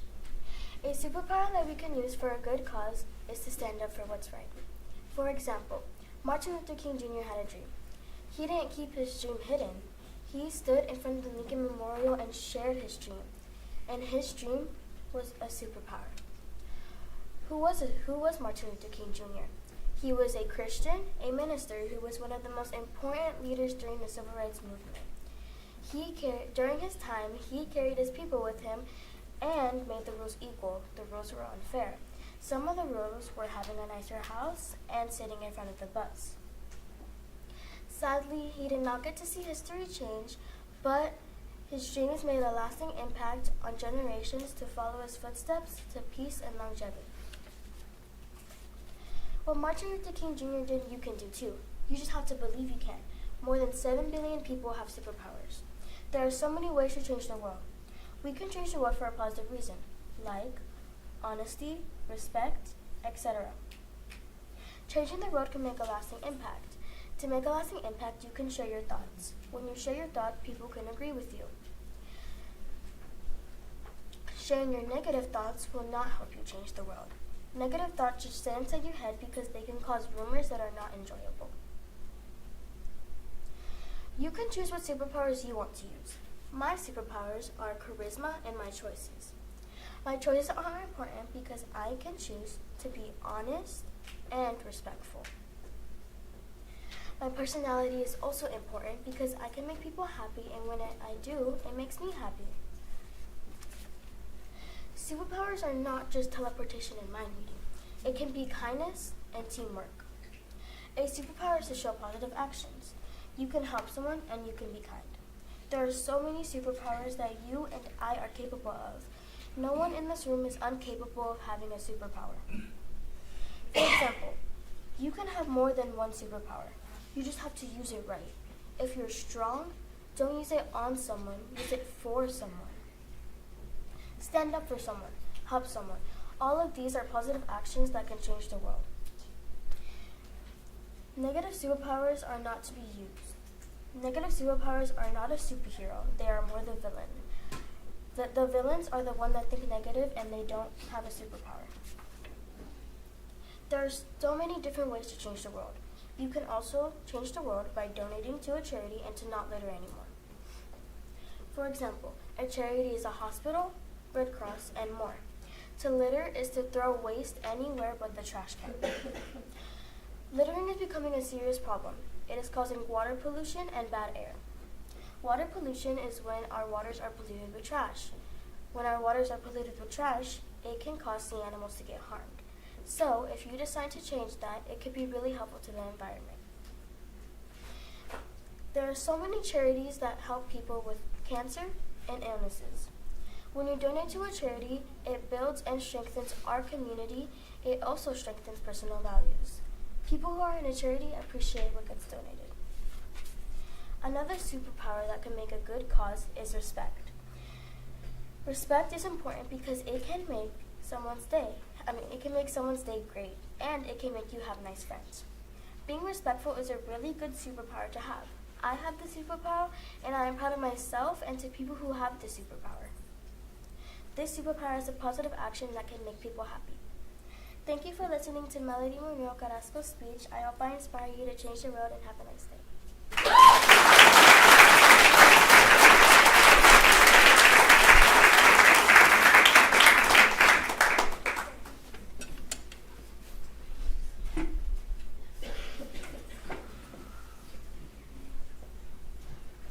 All right.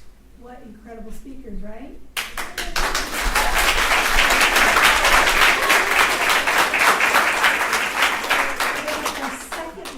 To please stand and face the audience so you can get the second row. First row you already stood up once. The second row stand up this time.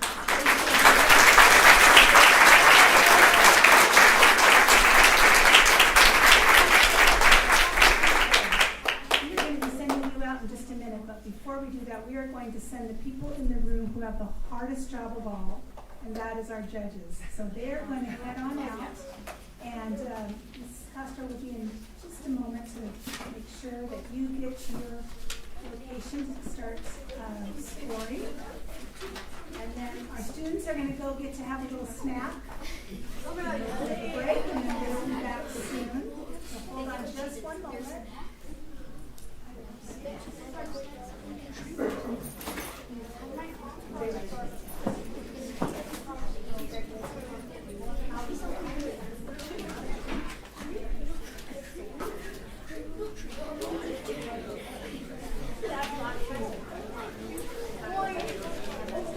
All right, students, let's go ahead and stand. We're going to get a little bit of a break. Let's give them another big hand as they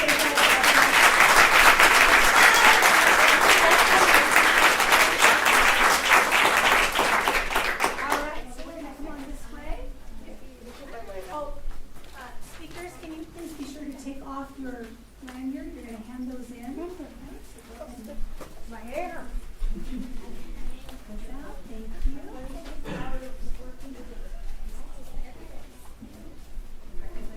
All right, all of you who are here in the audience, probably going to be around 15 minutes or so. Please stay close, all right? And we'll see you back to make our announcements in just a bit. So thank you very, very much.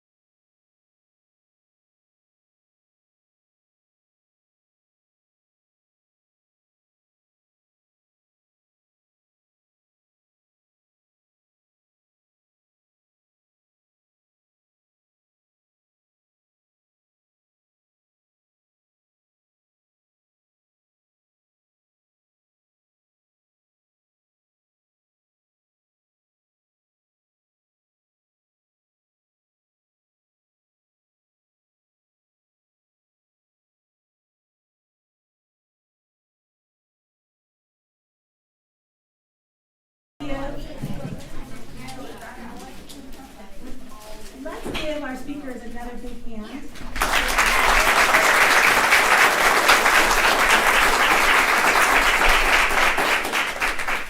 And I know you're excited to hear, but I would first like to give an opportunity for each of our speakers to introduce themselves and tell you their name and their school, and introduce anybody who's here to support them, okay? So we're going to start with the first row. If you'd like to come up, and after you come on up to the front, come on up, first row, come on, it's okay.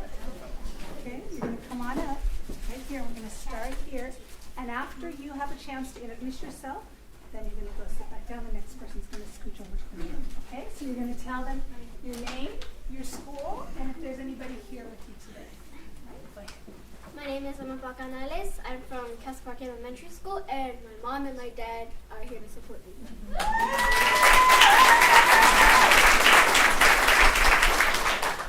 My name is Shayla Pineda. I'm from Montgomery Elementary, and my mom is here to support me.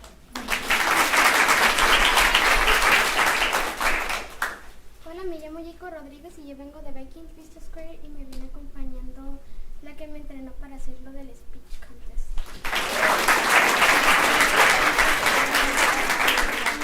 My name is Brenda Alessandra Peralta, and I'm from Hazel Ghost Cook Elementary, and my dad and mom are here to support me. Hello, my name is Maya. I'm from Vista Charter School, and I have my mom, my teacher, and another teacher that are supporting me. My name is Ali Luongo. I'm from Violino Elementary, and I have my mom, my dad, my brother, and my director here to support me. I'm Mateo Perez and my mom's here. I'm at CVOCC. My name is Gabriel Avalar, and I have my mom and dad to support me here. Second row.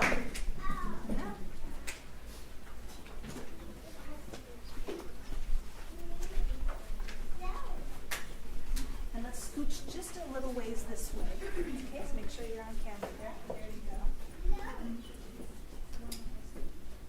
My name is Melody Munoz Carrasco, and I'm from Rosebank Elementary School, and I have my mom, brother, and sister here to support me. My name is Darla Wong. I'm from Community Elementary, and my mom and dad and my teachers were here to support me. My name is Daphne Romero Zuniga, and I'm from Mueller Charter School. And my mom, my dad, my brother, my aunt, my grandma, my grandpa,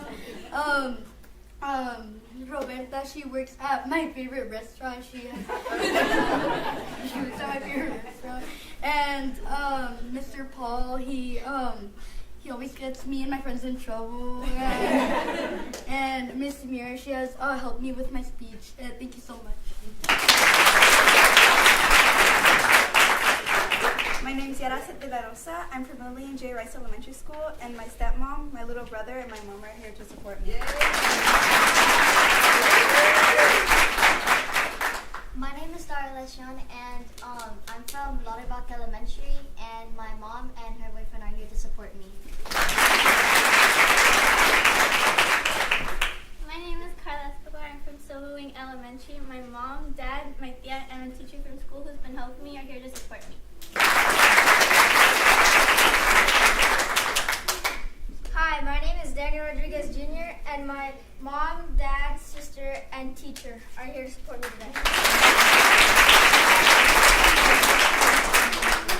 My name is Dominic Balcazar, and my parents and my teacher have supported me through this, and my principal in the back over there has supported me too and encouraged me to do this.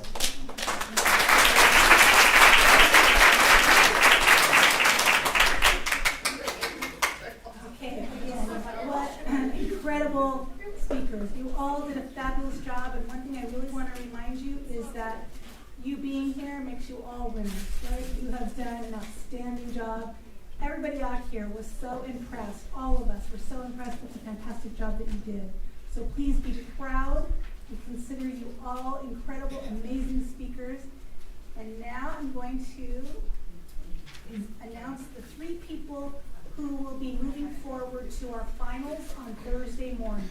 Okay, so Thursday morning will be the finals, where we will have 3 speakers from this morning and 3 speakers from this afternoon competing in the finals. So in 3rd place, I would like to call up Alyssa Luongo.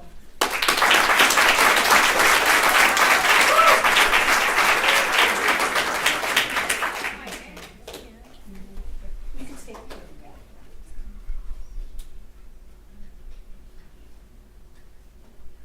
2nd place is Daniel Rodriguez.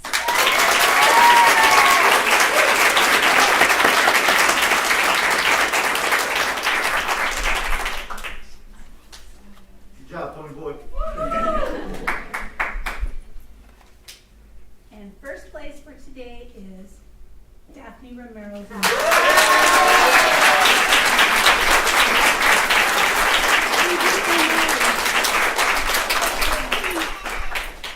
Let's give these amazing speakers a big hand.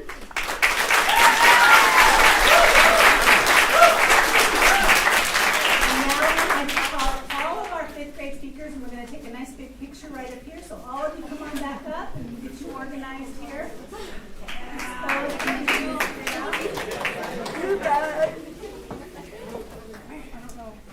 Another row where people like Let's try to scooch in over here. So maybe another row, if some of you don't mind coming down on the front. In the front, if you don't mind. Scooch in, there you go. Here you go. floor for this row. Okay,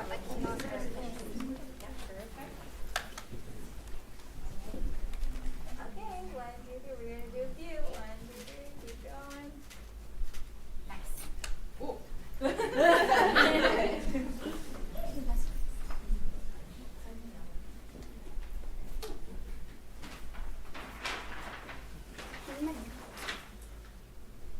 Okay, again, let's give these amazing speakers a big round.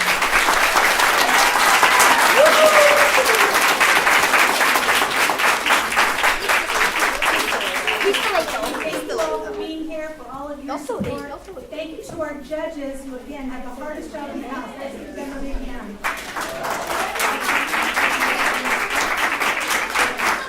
Thank you for coming. Have a great rest of your day. We'll see some of you back here on Thursday.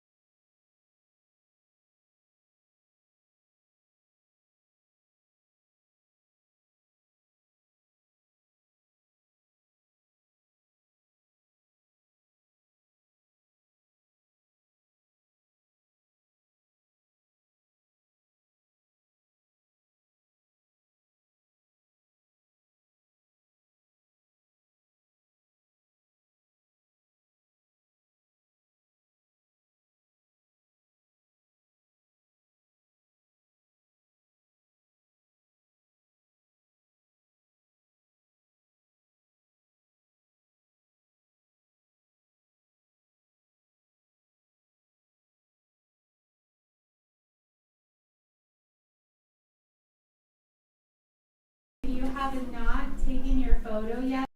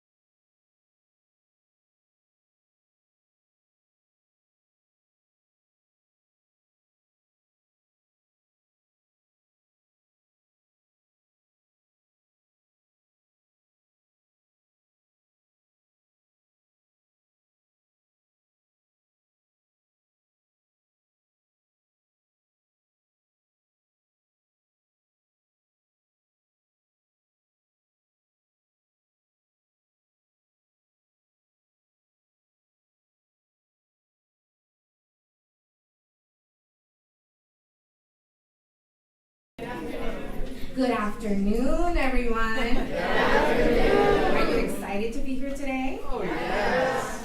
Okay, that was much better. We had a little trial. So welcome to CVESD's annual speech contest. We're so excited for you to be here to participate and listen to some incredible speeches by our 5th grade students.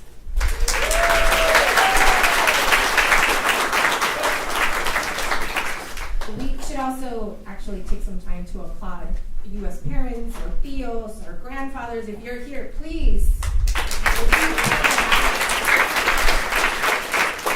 Because of you live here, right? Like, you should also be very proud of yourselves. Well, that's what I like to think as a parent too, right? Their success is like due to our we have a little bit of it. So before we begin, I would like to thank all the organizers, judges, and sponsors, the Chula Vista Noon Rotary and the Chula Vista Sunrise Notary, who made this event possible. We are grateful for your support and dedication to helping our students find their voice. We also want to thank all our students who are competing today. We know it takes a lot of courage and hard work to prepare and deliver a speech, so we can't wait to hear how you can unleash your own superpower for a positive change. So without further ado, let's get started. Yes. I'm going to hand over the mic over to Ms. Rochelle Carroll, who will provide instructions for the remainder of the program. So good luck to all of our students and our families too.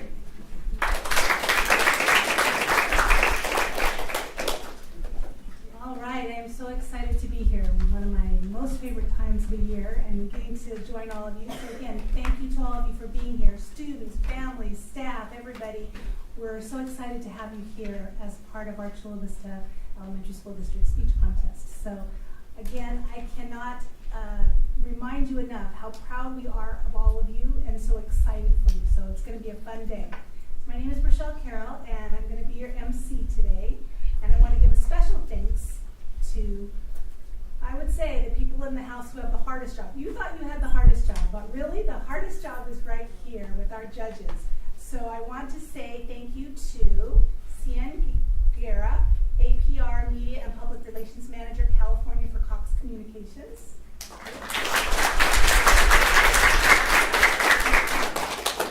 Jessica Casanelli, Customer Success Senior Associate from McGraw-Hill.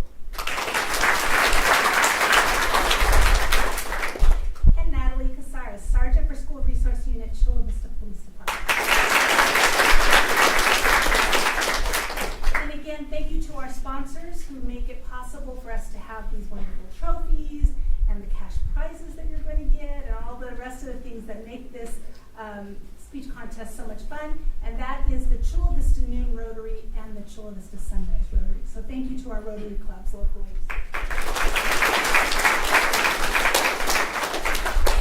Before we begin, I have a few announcements to make, kind of a couple things to make sure that we're clear on. And we're going to start with me showing you the first one, and that is to avoid distractions. If you can all take out your phone and make sure that we are on silent or off so that we don't have any phones going off during the contest, that would be great, okay? Another reminder is that we're not doing recordings or taking pictures during the contest, all right? So make sure that those phones go away. We are going to be recording here, and it's streaming live on YouTube. Let's see. During the speeches, there will be no entry or exit, so we won't be leaving the room, and we ask for your cooperation until students are finished speaking. And then, when we're waiting, you'll see that we'll have like this awkward silence while the judges are finishing up, and we don't let any other students in. That's a time when we can go in and out of the rooms so that we're not disrupting any of the speeches. For those needing restroom facilities, they're right outside, right behind the check-in desk here, or if you need other ones, there are plenty of volunteers who can show you to the other restrooms.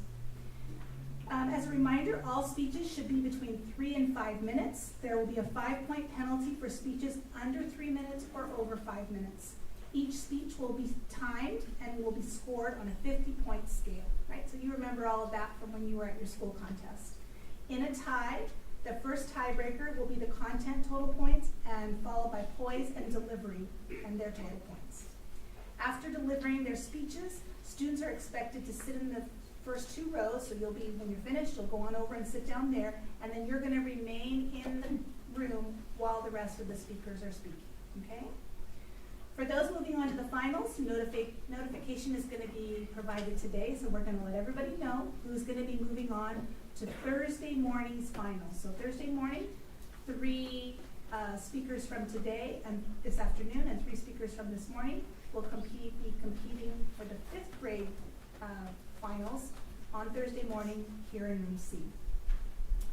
All speeches will be live streamed and recorded. You can find the videos on our YouTube channel or website at cbesd.org/speech contest. So that's happening for those of you who have people maybe at home that might want to be watching or to watch later. If you've not already done so, don't forget to take a photo at our photo booth outside after the program. And finally, every library is going to receive a book with every participant's name on it on behalf of CBSD for their participation. So all libraries will receive the book, Finding My Superpower. So be sure to check out your library and see the book that has your name in it because you were a finalist in the speech contest. So now, we want to thank you all again for being here. We're excited to get started. Are you all ready? Yeah. Okay, so I would like our speakers to please stand and face the audience again for me one more time so that we can give you another really big hand.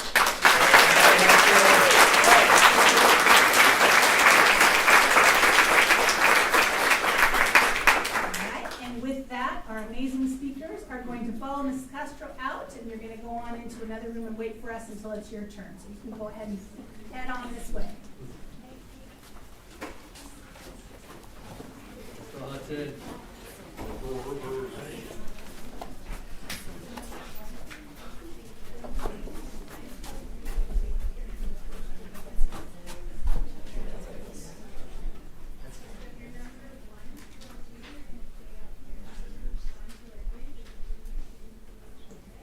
Okay, so I know the truth, that really it's not them that are nervous, but it's all of you who are nervous. So I tell all of them to take a deep breath before they get ready to speak, but all of you, this is your turn to take a deep breath. Okay, it's going to be a great afternoon.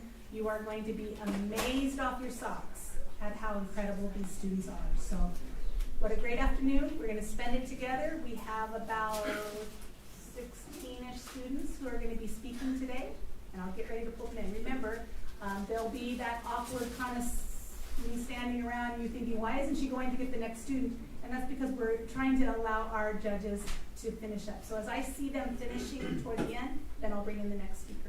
Okay? So are all our of you ready now? Yes. Okay, good.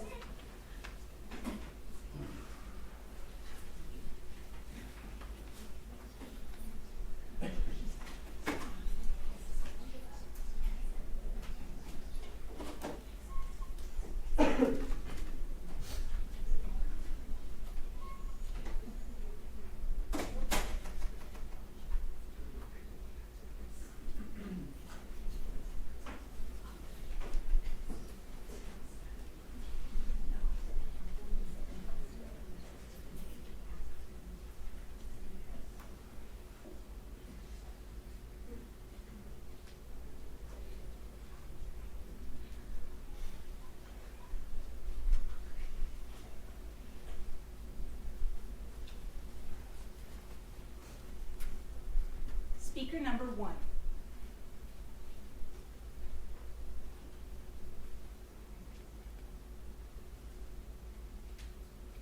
Ladies and gentlemen, boys and girls, get ready for an exciting adventure. Imagine that you're in a situation where the Joker, the Penguin, and Lex Luthor, the most evil villains, have escaped jail. Sounds like a job for Batman and Superman and the Flash. Wait a sec. Those people aren't real. Those people are from comics and TV shows. You know, superpowers are not super speed or laser eyes. Those are fake superpowers. Today, I'm going to show you real superpowers. Hello, my name is Max Cronin, and I'll be showing you how you and me can change the world with real superpowers.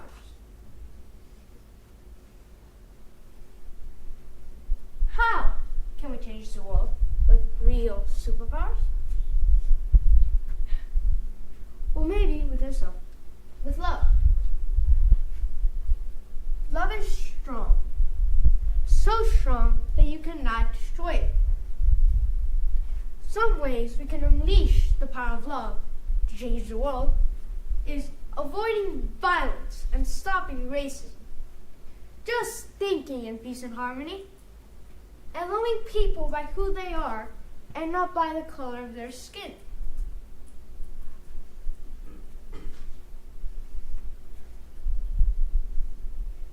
Another way to change the world with real superpowers is with the power of time.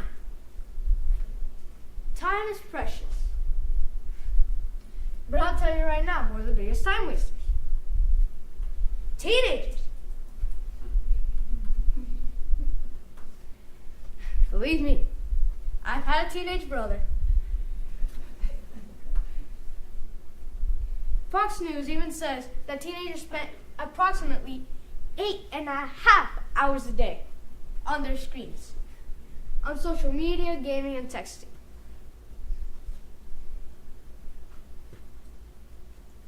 How can we change the world with the power of time?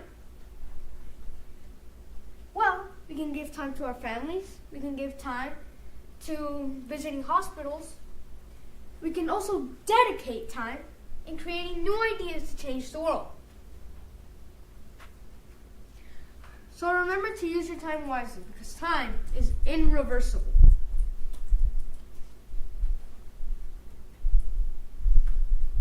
Now, love and time are great ways to change the world with real superpowers. Another is the power of obedience. Obedience is to obey what is right, to listen to someone when we're being asked to. Like rules. Rules at home, rules at school. There's rules everywhere you go. In conclusion, if we love, use our time wisely, and are obedient, we can change the world. We can change it instantly. Thank you for hearing my speech. Thank you for your time.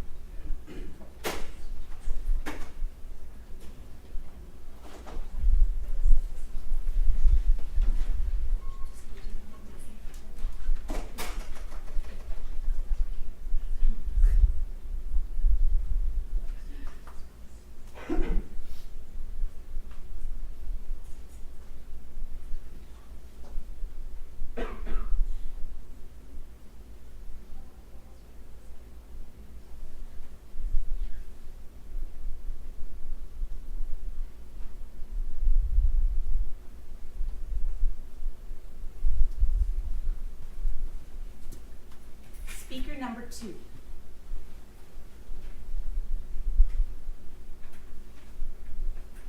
To start off my speech, I'd like to ask you all a question. Please answer in your head. If I were to ask you to name a basketball player off the top of your head, who comes to mind? Now please raise your hand if your response was a female basketball player, and keep your hand down if you thought of a male basketball player. Look around and see the results for yourself. Names such as LeBron James, Steph Curry, and Dwight Howard are all great players who are men. Candace Parker, Katie Smith, and Elena Delle Donne are all amazing female basketball players who stand in the shadows while males take the spotlight. It's due to these talented women and many more that I believe the answer to the question, how can we unleash our superpowers for a positive change, is simply to use them to empower women to achieve their dreams and be treated equally.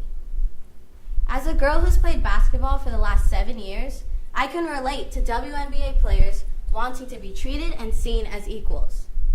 Up until recently, I had been playing in co-ed teams because I couldn't find any all-girl teams for my age group. I've had to constantly prove myself to the boys, and yet still get overlooked, all due to being a girl. Every time I went to practice, I was always unhappy because the boys on my team almost never passed me the ball, nor did they talk to me. Sometimes I wanted to quit basketball because I was a part of the team, but I never felt like I belonged in the team. It was only when I got to see another girl playing basketball that I realized being a girl playing a sport isn't wrong. No girl should ever have to feel this way, because basketball or any other sport isn't just for one gender, it's for all. I have had the opportunity to see a women's basketball game and look at what little support women get at games. These women are an inspiration to me and to many other girls. It's important to support these players and keep hope alive for all girls who have the dream to play. The problem doesn't just end there though. Equal pay is another big issue. According to Statista.com, in the 2022/2023 season, the NBA's minimum salary was $1.2 million, while the WNBA's average was $116.58,000, with higher earning players receiving $242,000. The difference between $1.2 million and $242,000 shows the difference in how men are paid versus women. These female basketball players go out there. They play the game they love and hope it will change someday. Even though their revenue, ticket prices, salaries, and even viewership is all lower than the NBA's, they still work hard and deserve more recognition as well as equal treatment. In conclusion, women shouldn't have to encounter these challenges, but there are things we can do to help. By attending a professional female sports game or going to a girls' basketball game at your local school, you'll show these female players that there are people who believe in them. I wish back then that I would have heard other females talk about their experiences being treated unfairly because of their gender. It would have been helpful to know I wasn't alone, that there were people I could talk to, people who would support me. I know I can't change the past, but I can change the future for the better, and so can you. I started this speech with a question, and I like to end it with one that I want you to think closely about. Will you help, encourage, and uplift all to feel equally worthy? Thank you.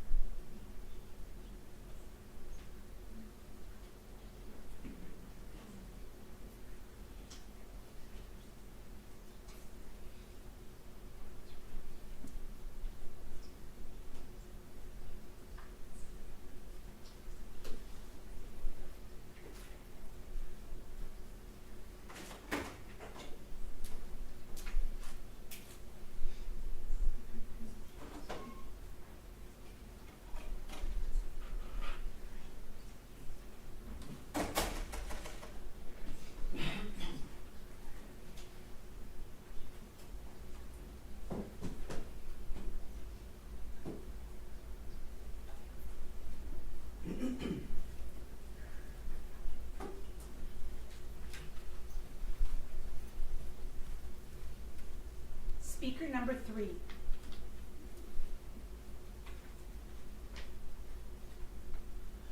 When you hear the word superpower, what comes to your mind? Invisibility? Laser eyes? Flying? That makes sense. These are some of the powers portrayed by our favorite superheroes. But is that all? What if I ask, do you have any superpowers? What would you say? Good afternoon. My name is Luke, and I'm here to talk about a small but important way we can unleash our superpowers for a positive change. That is, conserve water by turning off the tap when brushing your teeth. You might be wondering, how can that be considered a power? And how can that make a big difference? According to the Environmental Protection Agency, leaving the water running while brushing your teeth uses up to 4 gallons of water every time. That's more than 1,000 gallons of water per year. To flip the statement around, if we turn off the water while brushing, we could save those 4 gallons of water every time and 1,000 gallons of water every year. It's enough to provide drinking water for one person for approximately 3,000 days. And it would be enough to flush around 20,000 times. It might seem like a small action, but when we all do it, it adds up to something big. It's like the butterfly effect. To understand the butterfly effect, imagine a butterfly. You think there's no way such a little thing can make a difference. However, metaphorically, one flap of its wings turns into a hurricane on the other side of the earth. The point is that seemingly small actions can result in significant consequences. In the same way, our small actions, like turning off the water while brushing our teeth, can create a ripple effect of positive change. When we all contribute, these small actions accumulate, creating a powerful force for good. Water is essential for all living things, and we can conserve the water as simple as turning off the tap. With all this said, do you still think a superpower has to be magic? We don't need some radioactive spider to bite us to become a hero. All the world needs are small actions to have a bigger positive change. Even though we are just a fraction of the hundreds of humans out there. Believe me, it can cause a difference. As Akim Steiner stated, every small action matters because when 8 billion people do that thing, it changes the world. Let's unleash our water-conserving superpower every time we brush our teeth and every time we use water. Remember, even the smallest flutter of your wings can make a big impact. Thank you.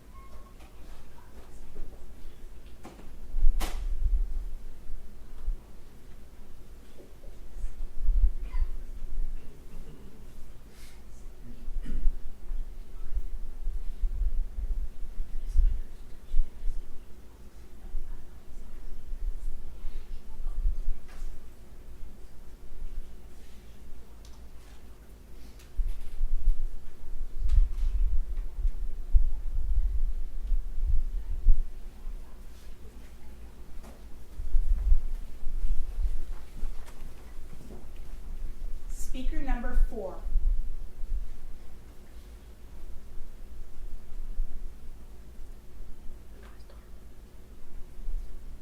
Have you ever wondered how you can use your human superpowers to make a change in the world for the better? It's as simple as going outside and planting a tree. Hi, I'm Diego Romero, a 5th grade student at Liberty Elementary School, and today I will be talking about how every single one of you can change the world with the ability to grow plants. Growing plants can help the world with a ton of things, such as cleaning the air that we breathe, producing more food, and making our neighborhoods beautiful. Trees and plants play a critical role in cleaning the air that we breathe through a process called photosynthesis. Photosynthesis is when a plant takes in a harmful chemical called carbon dioxide and turns it into oxygen, which is necessary for us to breathe. This process helps maintain the balance of gases in the atmosphere. Take, for example, the Amazon rainforest. The Amazon rainforest releases so much oxygen into the atmosphere to the point that a lot of people actually refer to it as the Earth's lungs. We can help by adding plants in our neighborhoods because plants also act as natural filters by trapping pollutants that are in the air, especially pollutants caused by gasoline-consuming vehicles. Also, a famous YouTuber named Mr. Beast had a goal where if he had 20 million subscribers, he would plant 20 million trees, and he did. And now he has over 200 million subscribers. We can take his actions as inspiration to take care of our planet. Another use of your superpower is to grow your own food. Tons and tons and tons of food gets wasted every single year by farmers who can't sell their crops, mainly because they're way too expensive for a lot of families to afford. We generally don't think about food transportation since it's almost always just waiting for us right at the local grocery store. But in fact, most of the things that we typically buy travel an average of 1,500 miles in the U.S. Products from around the world obviously travel much further though. This produces a lot of carbon emissions and uses a ton of resources. To fix this, every single one of you guys can just grow the food that you like, whether it's strawberries, corn, tomatoes, grapes, anything. Plants can also make any area look like paradise with their vibrant colors and unique shapes. Whether it's one flower or a whole garden, trees and plants are guaranteed to spruce up any area. Imagine filling up a room with flowers, any plants really. It's not just about the looks, but wherever plants go, good vibes come with them. I actually did a poll at my school, and it turns out that 78% of 5th and 6th grade students actually feel calmer when plants are around. Studies also back up the fact that plants can improve mood and reduce stress. It's hard to walk by a garden of colorful flowers and not smile, right? It's my belief that growing trees and plants can have a positive impact in the world. Today, we talked about 3 ways we can all use our superpowers to make the world a better place. We can plant trees to create more oxygen, grow food for our family and friends, and create stress-reducing spaces in our own homes. If everyone did their part in growing a few plants, the world would be much cleaner, we would reduce global warming, and the world would be a green paradise. Thank you all for listening, and remember, you don't need to look for a cape to find a real superhero, just look in the mirror.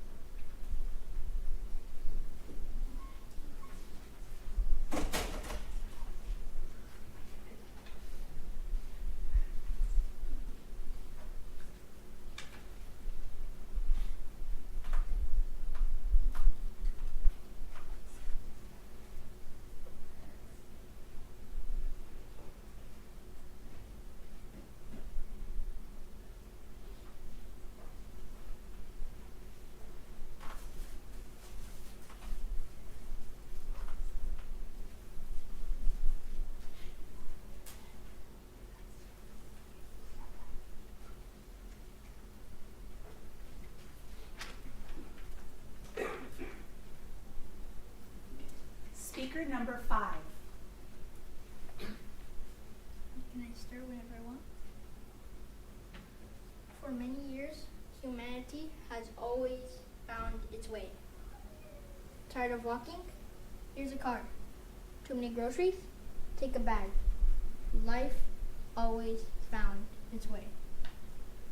But now in 2024, everything has come back to harm us due to one simple word: pollution. Today, I'll be explaining why and how we can use our superpowers to do a positive change on pollution. The truth is that pollution can cause critical illness or even death. It could affect our hard workers, Army, Navy, Air Force, you name it. It could affect our heavy lifters, scientists, engineers, teachers. Even students fall into this category. We need them. Those big roles have big impacts on our lives. If you don't care about this problem, you can say goodbye to our planet. And you may be wondering, where's all this pollution coming from? The answer is us. You heard me right. Our carbon footprint is causing all of this. Fuel, waste, electricity, smoke, and more. It is estimated that by 2030, 53 million metric tons of plastic pollution will be dumped into our ocean annually. And that doesn't even count for oil spills, leaks from boats, chemical discharges from factories, or even agricultural and stormwater runoff that carries pesticides, fertilizer, and animal waste. Now that we know where the pollution is coming from, it's good to know where it's going to. I can answer that question with one simple word: everywhere. Pollution on our land, pollution in the air, even pollution on our water. Since water pollution is the most infamous one, I'll be talking about that one next. So let's say you go to the beach, sit down with family, hang out with friends, and you feel the urge to catch some waves. What you don't know about the ocean is that the water is harshly polluted and contaminated. And it doesn't stop there. Hundreds of thousands of people get dangerously ill, contaminated, and polluted due to polluted water. Now that you're a little more educated on what causes pollution, let's now talk about how we can get rid of it. I have gathered 3 superpowers to help us get rid of pollution, which are ingenuity, leadership, and accountability. Ingenuity is for finding clever ways to get rid of pollution, leadership for telling people how to get rid of pollution, and accountability for taking responsibility on our amount of pollution.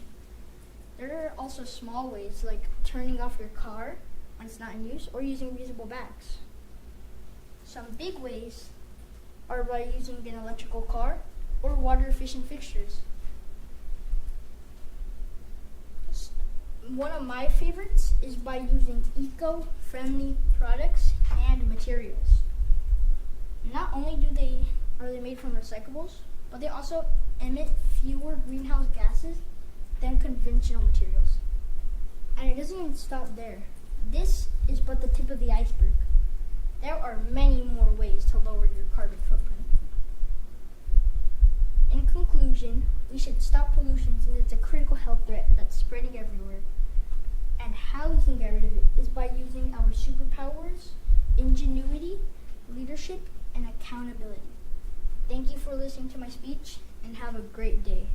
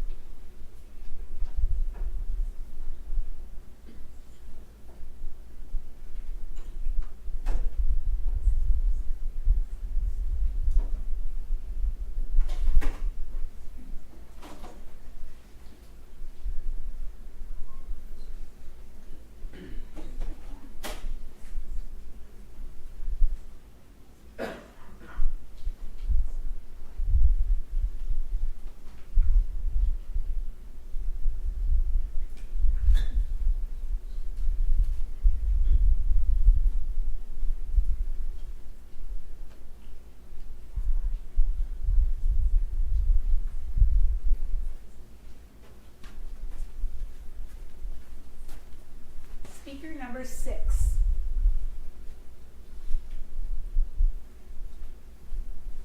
Hello, my name is Eli Lee, and today I'm going to talk to you about the superpower of collaboration. Now, I know many people are going to argue that we need to use the superpower of kindness or something along those lines to solve a direct problem. While this may be true, in order to even solve problems, we need to collaborate. I have an older sister, and when we were younger, we used to argue often, which a lot of you guys with siblings can probably relate to. As we got older though, we learned to collaborate, and now we get along really well.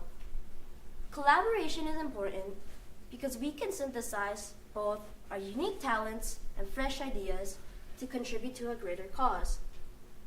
We can utilize our superpower of collaboration to effectively end poverty, achieve world peace, and provide more affordable healthcare.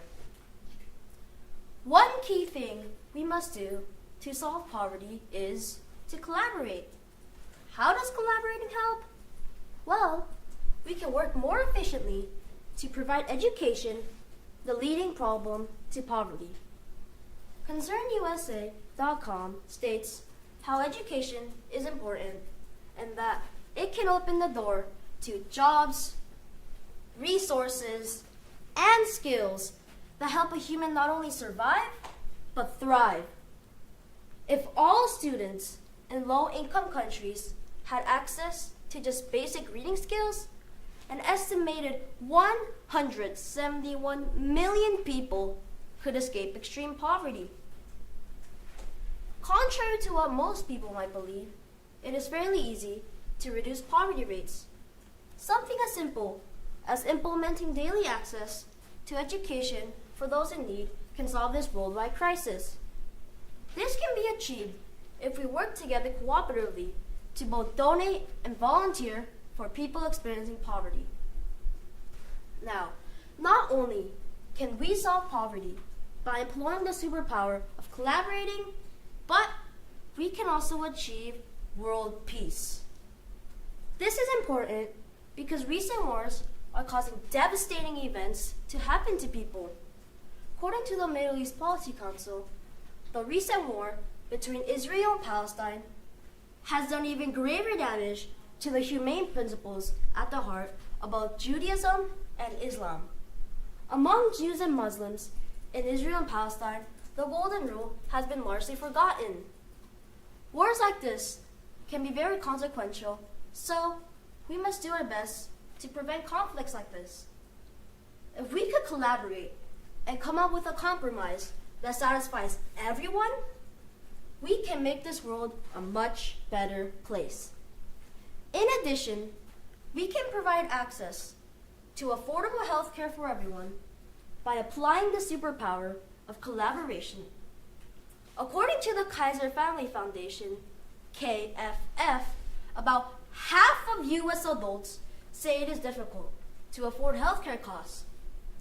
This can be very bad news because healthcare is very vital for us, and if half of the people have issues affording it, it can mean trouble for lots of people. We can work together to provide healthcare for more people. So, to solve all these problems like poverty, devastating wars, and pricey healthcare, we must cooperate. We must help each other. We must respect each other's ideas. So, the next time you try to tackle a problem, try to do it with other people. Thank you.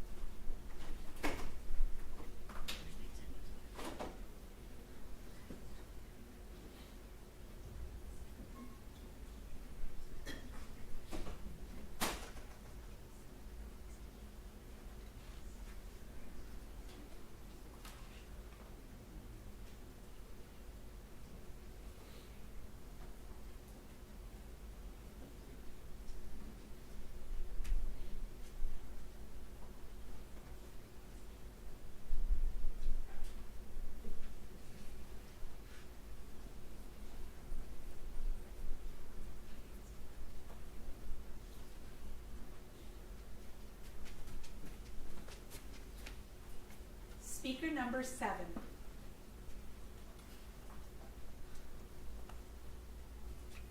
Have you ever wanted to be a superhero? What would you do to help the Earth? How would you do it?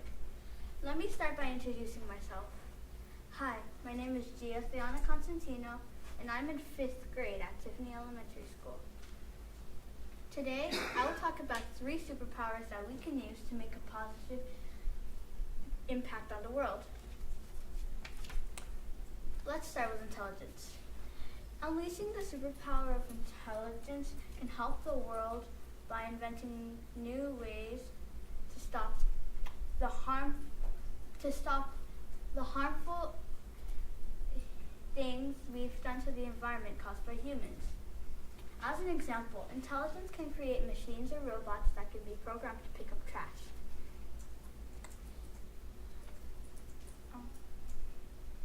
Or maybe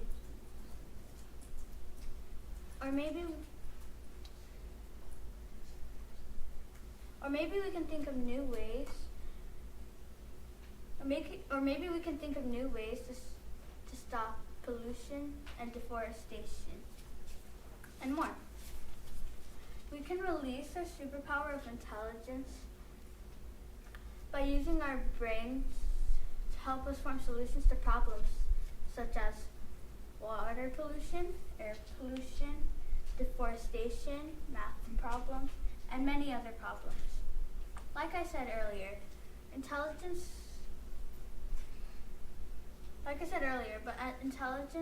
can help find ways to stop pollution and deforestation. Not only that though, but pollution can try and stop the abuse of wildlife, sea life, pets, and people.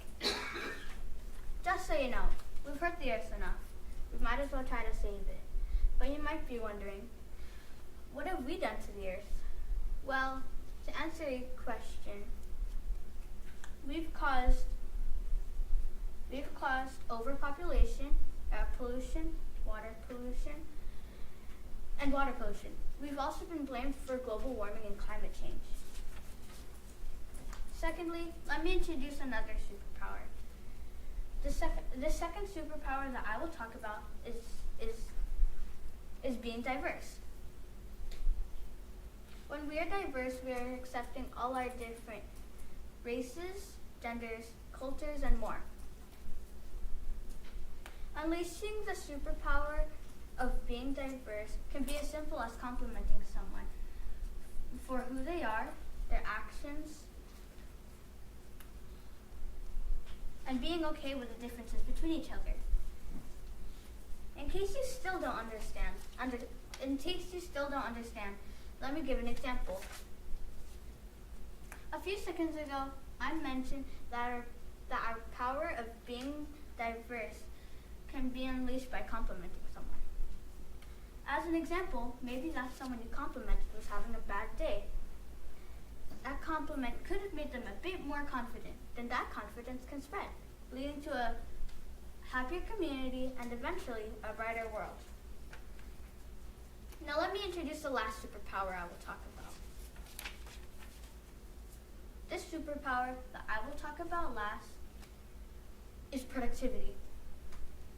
The power of productivity can do a lot of things, such as accomplishing things faster and placing more meaning into the things we were doing. We can let loose the power of productivity through getting things done, not getting distracted, and putting in effort into the things we were doing. Our superpower of productivity can change our communities and world by finishing all our tasks quickly so we can put more time into taking care of the earth. In summary, when we use all or some of these powers, we can become superheroes and save the earth together while making a positive change together. Again, I am Gia and I thank you for your time.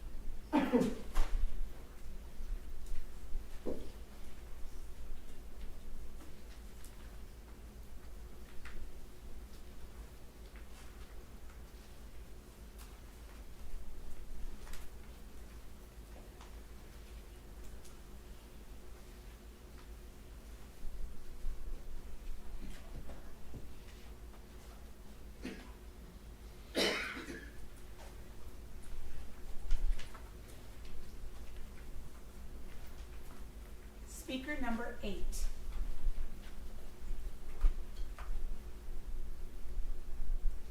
In my beliefs, I, Madeline Macario, frankly believe resilience is a key superpower that lets us all shine.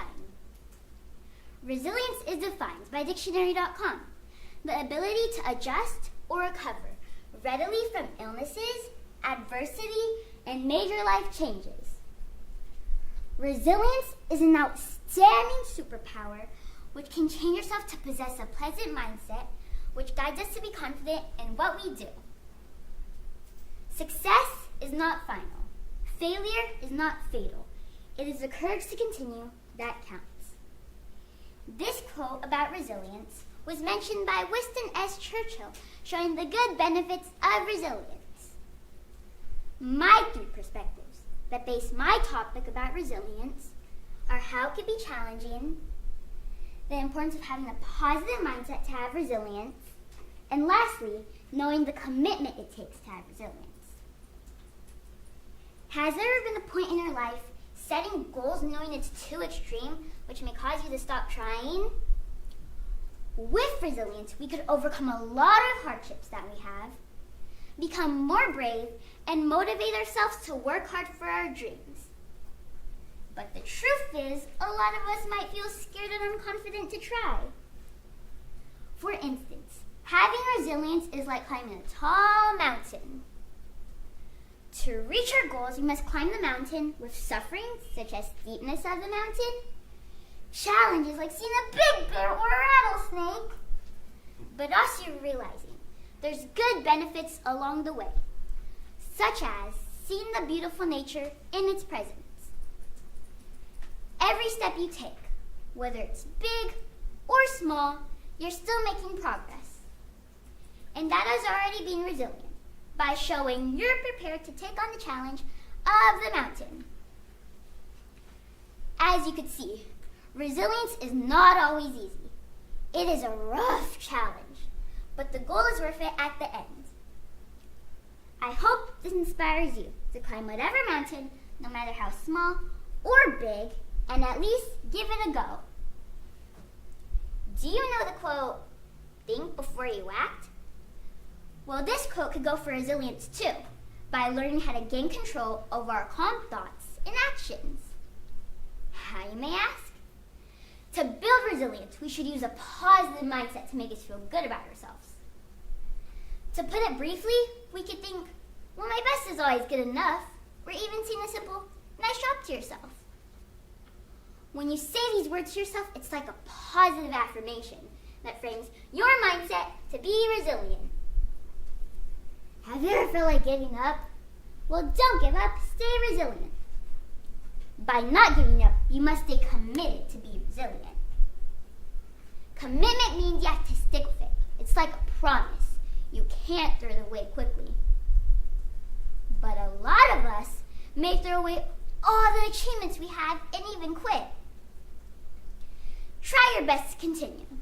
And remember all the hard work you already accomplished, so it does not go to waste. Also, it can give you the ability to enjoy all the good work it took to stay resilient.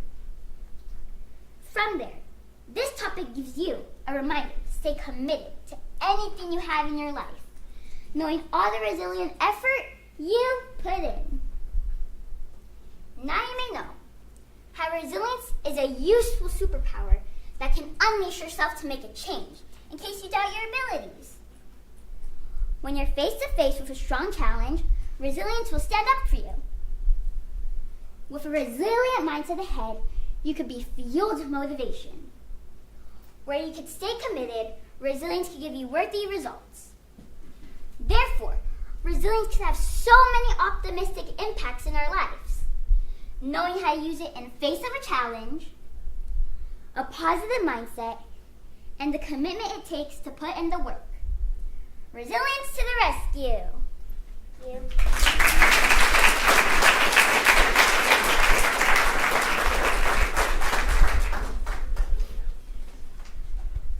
So that was our first half of our speakers today. Students, can you please stand up and face the audience so we can give you a big hand?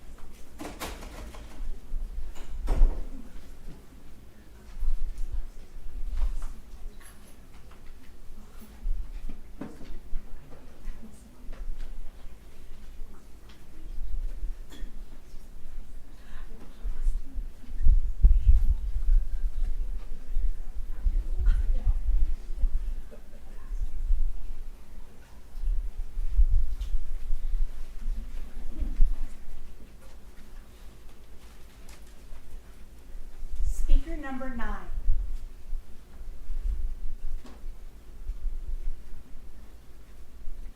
If you are a chef, no matter how good a chef you are, it's not good cooking for yourself.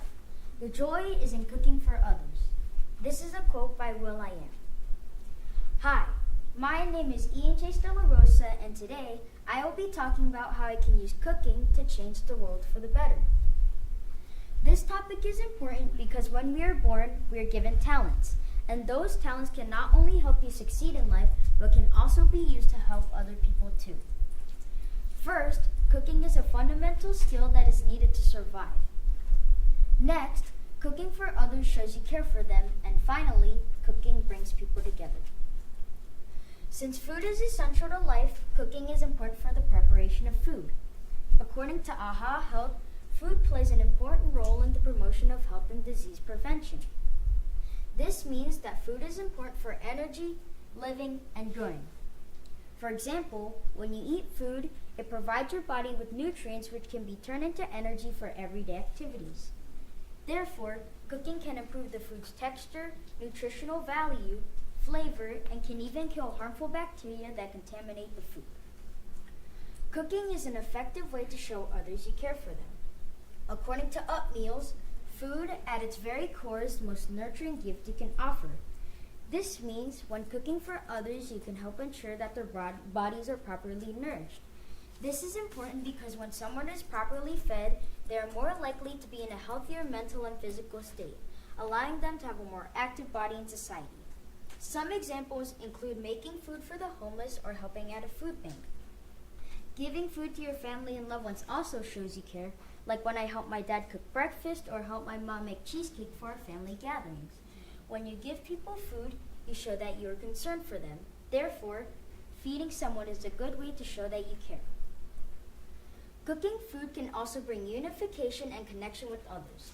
According to WordPress, food possesses in itself the cultural richness so vast and powerful that enables it to connect people within and across different cultures.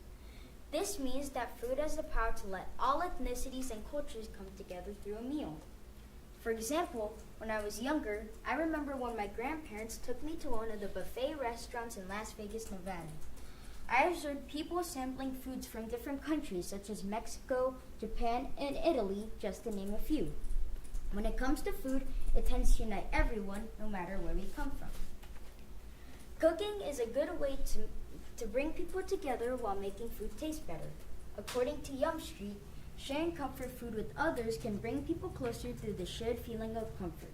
When people from different cultures come together to share food, it can be a great way to learn about and appreciate each other's cultures. I think you will agree with me that a cool thing about cooking is that it is a human superpower that is in all of us. We just need to unleash it to sustain life, to show love, and to bring each other together. Thank you for taking the time to listen to my speech today.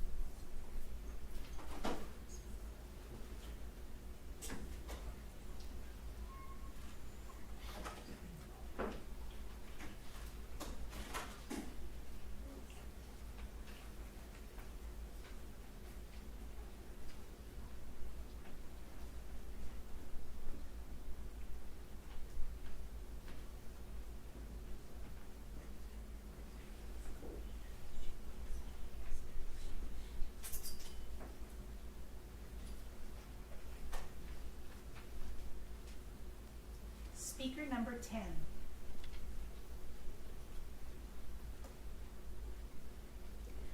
Good afternoon, everyone. My name is Gia, and today I'm going to be talking about how we can unleash our superpowers for a positive change.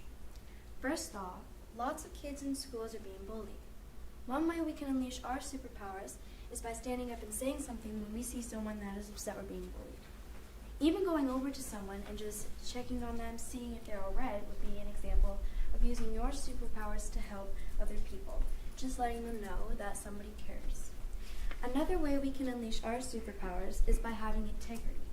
Maybe by picking up any trash you see on the ground, or if you notice someone making bad choices, you could set them in the right direction by letting them know. Or just by doing the right thing yourself. You always feel better at the end of the day if you know that you've done what's right and all you can do is help other people. My school, Clearview, eats its lunches outdoors, which makes it a higher risk for trash or litter to be on the ground. One way you can unleash your superpowers is by picking up the trash you see on the ground, even if you didn't drop it or if it's not yours. A third way we can unleash our superpowers is by being kind and being ourselves. If you see someone doing something that you know is wrong, don't copy them just to fit in or to be like them, even if they pressure you to. Also, be kind whenever you can. Just a simple passing smile can make someone's day brighter. Or maybe playing at recess or talking to somebody at lunch who seems lonely. People will notice when you're kind, and more people will want to be your friend if you know that you'll be nice to them and the people around you. We can also unleash our superpowers by helping people when they're struggling. If someone is having a bad day or just having trouble with schoolwork, offering your help can make them feel a lot better even if they don't accept it. Hanging out with someone and talking about something that's bothering them can help that person. That can even help you make a new friend. Sometimes it will be hard to use your superpowers or even to recognize that you have them, but everyone is capable of using them, even if we're not sure when. So in conclusion, this is how we can unleash our superpowers by standing up to bullying, having integrity, being kind, and being your own person. Thank you.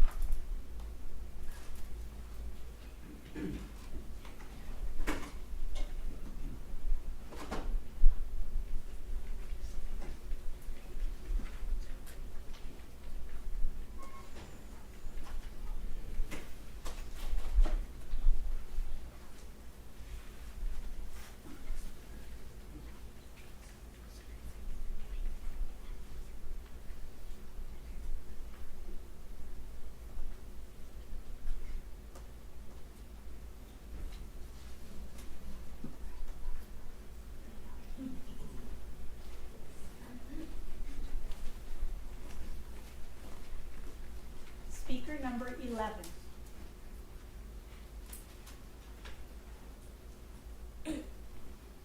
Superpowers.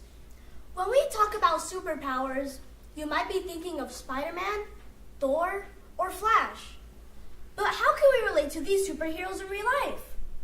These superheroes have been given these superpowers and use them for good. For example, Spider-Man has the ability of superhuman strength. Thor is able to control lightning, and Flash has the ability of super speed. But we know that these characters are fictional and humans can't have these superpowers. However, we can use the power of our voice for positive change. In this world, our voice is so important. It is so important that it can make an impact in our generation today and leave a legacy in the future. Through our voices, we can inform others on ways how to help protect our environment. Youth4Nature.org is a website where kids around the world start their own campaign to inform the importance of recycling.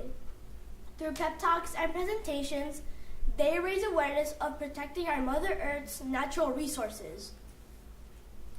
According to a motivational speaker and therapist, Sean Stephenson, communication is merely an exchange of information, but connection is an exchange of our humanity. In order to make a positive change, we can build our connections using our voices. We can get involved in our community or volunteer with an organization. A few months ago, I was given the chance to join a 5K run event where I was able to establish relationships while promoting a sense of community and healthy living. Our voice created a positive atmosphere where we encouraged each other towards a common goal, which is to reach the finish line. In our everyday lives, we sometimes experience obstacles, and we can overcome those obstacles when we are inspired and motivated to move forward. Our voice is so powerful that it can encourage others and lift their spirits to see the bright side in everything. One time, I had a basketball game. Then, my teammate said, "The other team is so good, we're gonna lose." When he said that, I knew I had to do something. I said to him, "Don't worry, we got this." After that, we gave our best and won the game. See how powerful those 5 words hold? Being positive when using our voice can make something impossible possible. Another example is a well-known person that influenced people around the world. He advocated for peaceful approaches to some of society's biggest problems. He organized a number of marches and protests and was a key figure in the American Civil Rights Movement. His day is observed on the 3rd Monday of January each year. If you guessed Martin Luther King Jr., then you're correct. We can unleash our superpowers through our voices, not only to inform, to build connections, but also to inspire, motivate, and encourage one another for a positive change. People can take anything material from you, but your voice is one of the things that cannot be taken away. May this serve as a challenge for all of us to unleash the superpower of our voice. As Helen Keller said, "Alone we can do so little, together we can do so much." Heroes don't always wear a cape or a mask. My name is Nathan Tontino, and I know that your voice can make a positive impact on the world today. Thank you.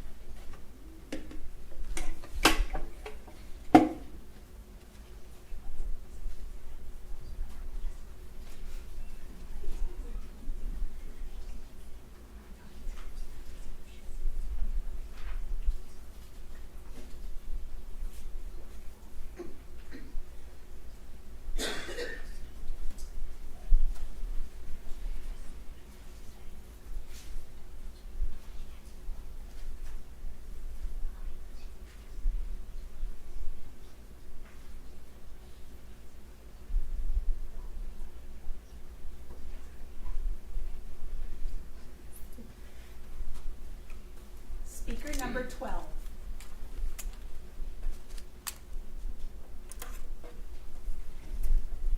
Hello, my name is Margaret Blosser. I'm a 5th grader at Hillcrest Elementary School. Now, let's cut to the chase. Hate, an issue that humans created, but can rid the world of as well.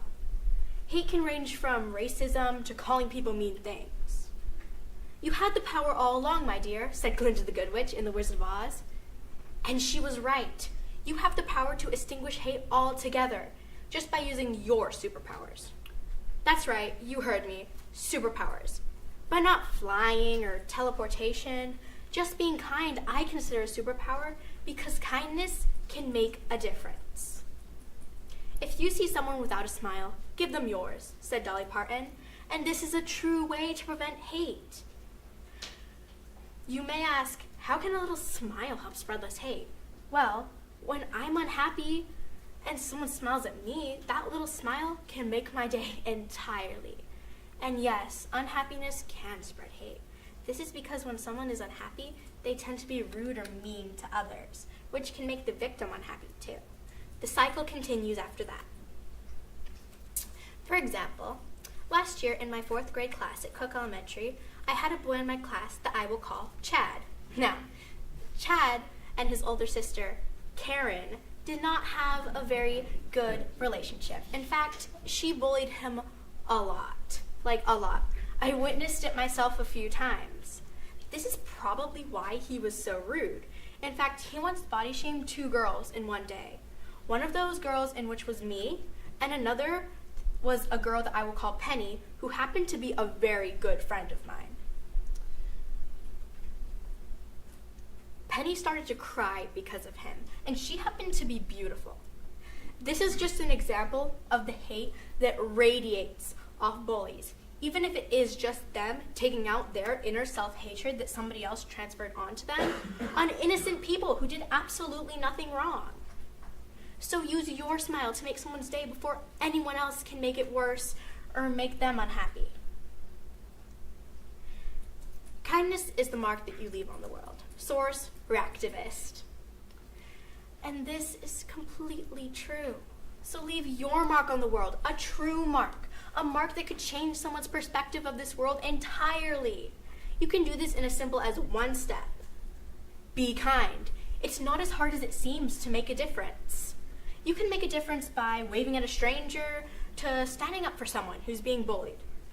If something feels wrong or mean to you, don't do it. In fact, you probably shouldn't be hanging out with the people trying to make you do it because they are most likely toxic. I speak from experience. I was bullied a lot when I was younger, and nobody ever really stood up for me. So I want to be the kid who helps others. I want to be the child who doesn't let little things like, for example, name calling fly by, because you shouldn't let that fly by. It's something that's wrong. And bullying is all in all just not okay.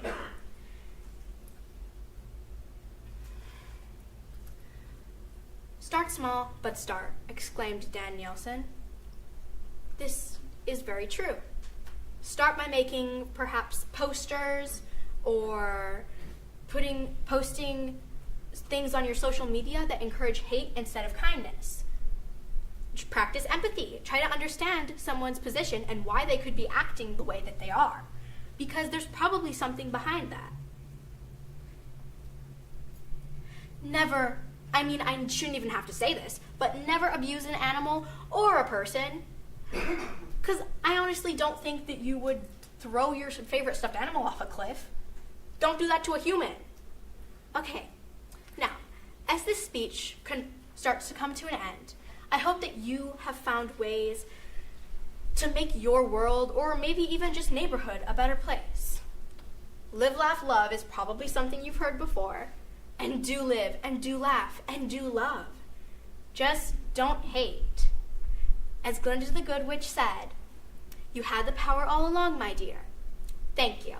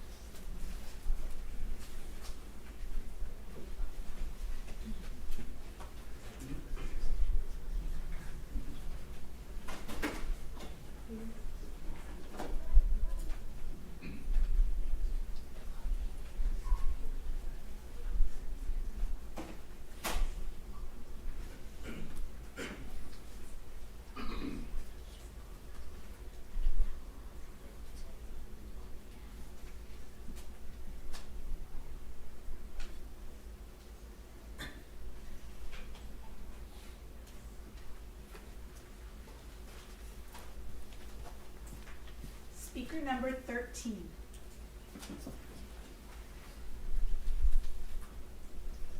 Hey everyone, my name is Hudson Vista, and I believe that we can all unleash superpowers that can drastically help change the world. Have you ever heard of all the trash in the ocean? Oh no, this needs to be fixed right now. What about the homeless people? We need to be generous and help these people in need. What's also been pondering on my mind is people are not getting enough exercise. We can make simple changes that can create significant impact. Now let's talk about these superpowers. Did you know that there are 2 billion tons of waste produced every year worldwide? That's a lot of trash. Now the question is, what can we do to reduce this? There's a lot of things I can do and you can do. For example, we can reuse items like grocery bags. You can use the same Sprouts bag next time you go back to Sprouts. As a matter of fact, you can use the same Sprouts bag next time you go back to Walmart. They won't get mad. Secondly, we can help pick up trash every day. Like, if you see trash on the floor, just pick it up. We can also do this in a fun way. Not too long ago, I volunteered with a group to clean up my community park. It felt great. We can also set aside time to clean the beach and the streets, such as pick up cans and plastic bottles. And while you walk around picking up trash, you're getting great exercise. Which leads me to our next superpower, exercise. As much as I love using electronics and playing video games, plus my parents working from home on their computers, unfortunately, this has led to less exercise and less being active. Less exercise and less being active means more sicknesses and health problems.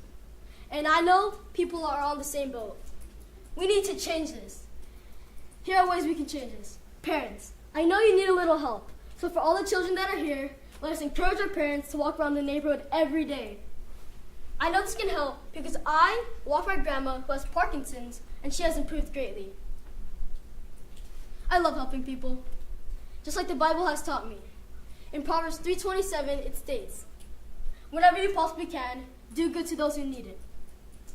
We can also use this superpower to inspire and donate to kids and even adults in hospitals. Which leads me to our next superpower. Exercise. Generosity. There's always room in your heart to help others. I recently went on vacation to the Philippines. My family and I took the time to make school supplies and donate to underprivileged kids. Can you imagine there were 8 kids living in a house no bigger than a standard room? They were so happy. See, that one little act put a big smile on their faces. We can also use this superpower to inspire and donate to kids and even adults in hospitals. Not just hospitals, but also people on the streets. I additionally really want to give back to the starving kids around the world. To conclude, I believe that we can all unleash superpowers that can drastically, and I mean drastically, help change the world. Hope to see you picking up trash and staying active. But lastly, using your generosity to help those in need.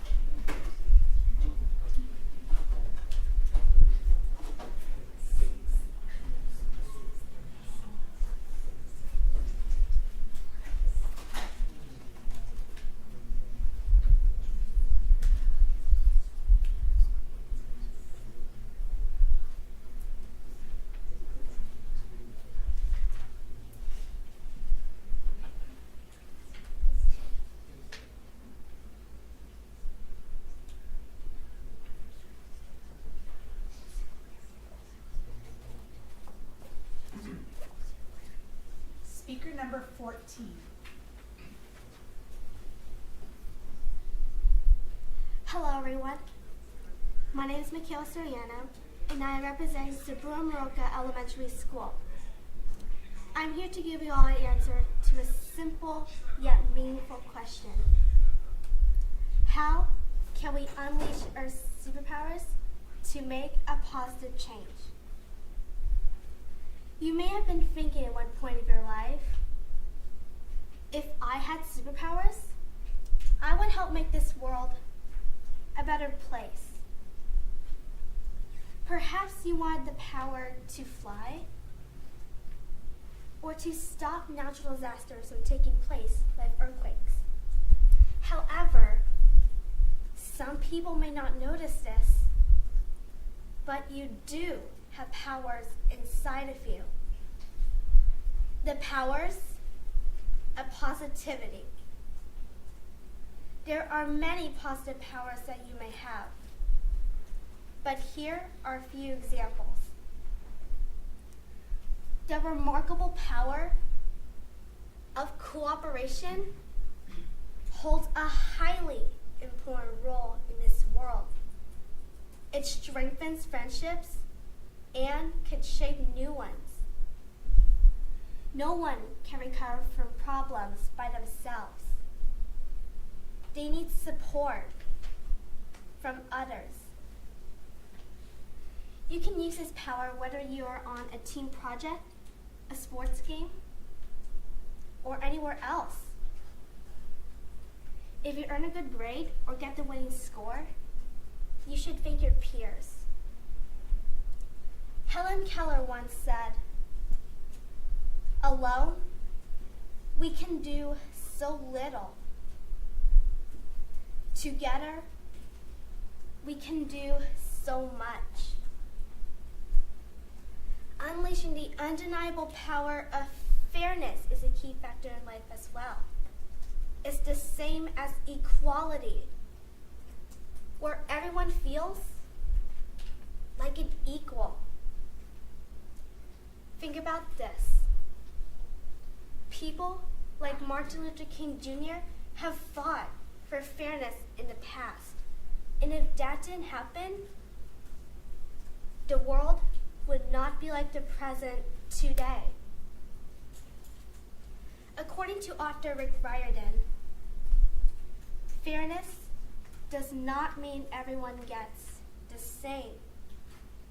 Fairness means everyone gets what they need. Lastly, there's the power of leadership, one of the strongest powers of all.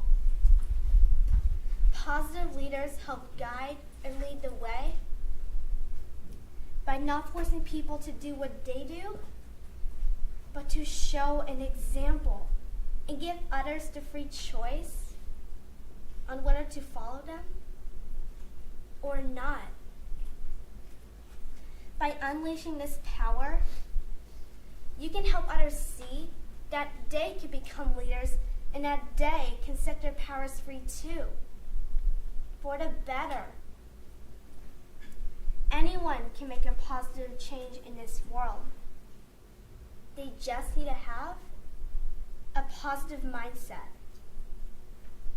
So, no matter what kind of person you are, know that you have positive superpowers waiting to shine. Maybe they will help make a big positive difference in the future. If you embrace and unleash them, then you are your own superhero. Use those powers to create positive changes and build the way to a positive future. Thank you very much.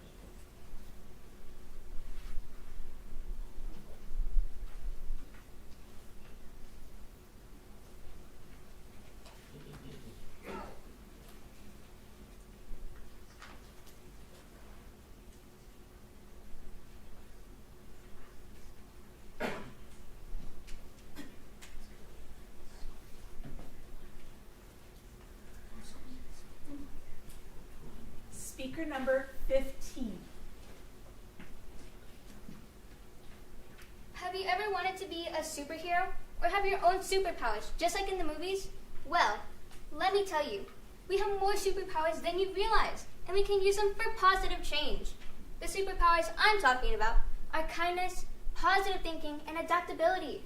Of course, there are many more, but I believe that these are the 3 most important superpowers we have, and that they can help us be our best selves and help us make the world better. Sometimes it can be hard to unleash these superpowers.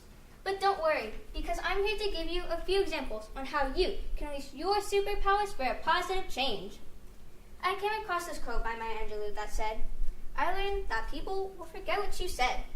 People will forget what you did, but people will never forget how you made them feel." This quote reminds us that kindness is the most powerful superpower we have, and that being kind to at least one person can change how they feel. There are multiple ways to unleash this superpower. For example, you know how when you come to school and you see your friends, and the first thing you say to them is hi or good morning. By doing a simple gesture of saying hi or good morning, you're being kind and acknowledging your friends. And that feels great. I bet we all love being acknowledged by someone. And when we do, it brightens our day. Just like when our parents see that we cleaned up the house, or when we let the new kid at school play with us during recess. I can't emphasize how important it is to be kind to others, because it not only helps them, but also helps you in ways you didn't know. According to the article, Kindness and Its Benefits, there are multiple health benefits for being kind. It's kind of confusing, and in your head you're probably thinking, kindness and health benefits? That shouldn't be in the same sentence. But it is. And according to the article, Kindness and Its Benefits, being kind not only lowers your levels of stress, but also tells your brain to release oxytocin, which is known as the love chemical. So when you're being kind, you're helping others and yourself as well. I can't believe that being kind can help both parties be their best. Isn't that amazing? I've also been thinking, it's not just kindness that promotes positive change, but also positive thinking. I know it's hard to always think positive, and at times I just think negative thoughts. I bet you have too, but it's okay, because we can always do something to change that. I remember when I was so hard on myself, I just thought negative thoughts. I couldn't get out of the hole I put myself in. But once I started to surround myself with people who were positive, everything turned around. Those positive people who I surrounded myself with helped me out of my hole and encouraged me to be even better than I was before. I believe if we all have those positive thinking people next to us, we can all achieve positive thinking. And with that, we can spread positive thinking all over the world and make everyone be positive and believe in themselves. I also believe adaptability is a very important superpower as well. It can be hard to be adaptable at times, and if you think about it, we're kind of like robots. And I mean that figuratively. For example, when you're at school and your teacher has a set schedule for your classroom, or when the adults have a to-do list they need to do. When you need to change plans and do something that wasn't on your list, it may be hard to adapt. And like I said before, we're kind of like robots because we malfunction. And we're like, what is happening? It's so that change wasn't written in our program. But the important part about being adaptable is being able to go with the flow. It may be hard, and it may take some time to practice, but trust me when I say it's good to be adaptable. Because when you're adaptable, you can conquer anything and everything. And pass on what you know about adaptability to another person.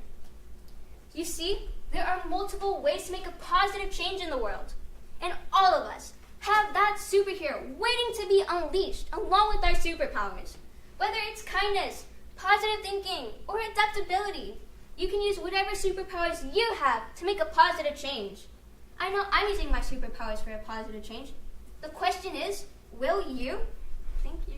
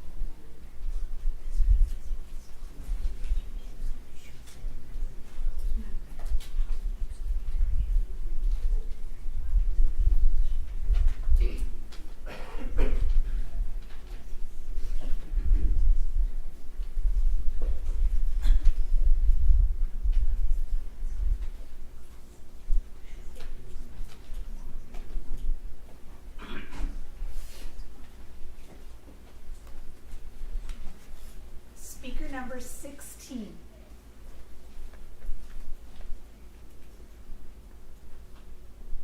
Imagine having a superpower, one that makes you different, makes you powerful, and has the power to create a positive difference in the world. The exciting thought of being able to fly, become invisible, or even have super strength. But is that really what a superpower is? To me, a superpower is something that can create a difference in the world, something that can put an end to world hunger and stop bullying. But what can be the answer to all this? Your voice. Good afternoon, everyone. My name is adaptability. I'm a 5th grade student at Conserving Elementary, and I'm here to discuss about how we can unleash our superpower to create a positive, impactful difference in our world. Think back to 1963, when civil rights leader Martin Luther King Jr. gave his famous "I Have a Dream" speech. Think back to 1955, when Rosa Parks refused to give up her seat. Think back to First Lady Michelle Obama, when she advocated for poverty awareness, education, and much more. All these leaders each had one very important thing in common. Each leader unleashed their superpower using their voice to create a positive, impactful difference in our world. According to DoSomethingWrong.org, approximately 160,000 teens skip school due to bullying. Missing out on school may cause anxiety. If anxiety is untreated, it can lead to panic attacks, depression, and other crucial concerns. What I mean to say is, think about it. What caused all this to happen? Bullying. And I'm sure we've all seen it. But what are we going to do? Just stand there and watch, waiting for someone to take action? No, wait, why wait when we can take action? When we can be that powerful, positive difference in our world. And we won't stop there. Just psychologist Dr. Martha Grow used to say, words, they have incredible power. They can make people's hearts soar, or they can make people's hearts soar. And as my teacher, Mrs. Mendoza, says, it's important to always outweigh the bad by the good. And one way we can do that only to stand up for ourselves, but for the community around you. Considering the impact world hunger has, using your voice has the capability about raising awareness about putting an end to world hunger. Nearly 1 in 10 people go to bed hungry each night, and 45% of the world's deaths are caused by hunger-related causes. Another incredible way to use your superpower is to connect and inspire others. Did you know that your voice has the power to spread kindness just by a simple hello or how are you could brighten one's day? Or simply just giving someone a compliment like, I love those shoes, or your hair looks nice, can make someone's day 10 times better. Imagine a world where people use a voice to create a positive environment for others. A world where people know they are able to have food on their plate. We all have very important opinions, and if we don't voice them, no one is able to hear them. And what good does that do? Each and every one of us has a powerful voice. One way or another, why not put it to use? Thank you.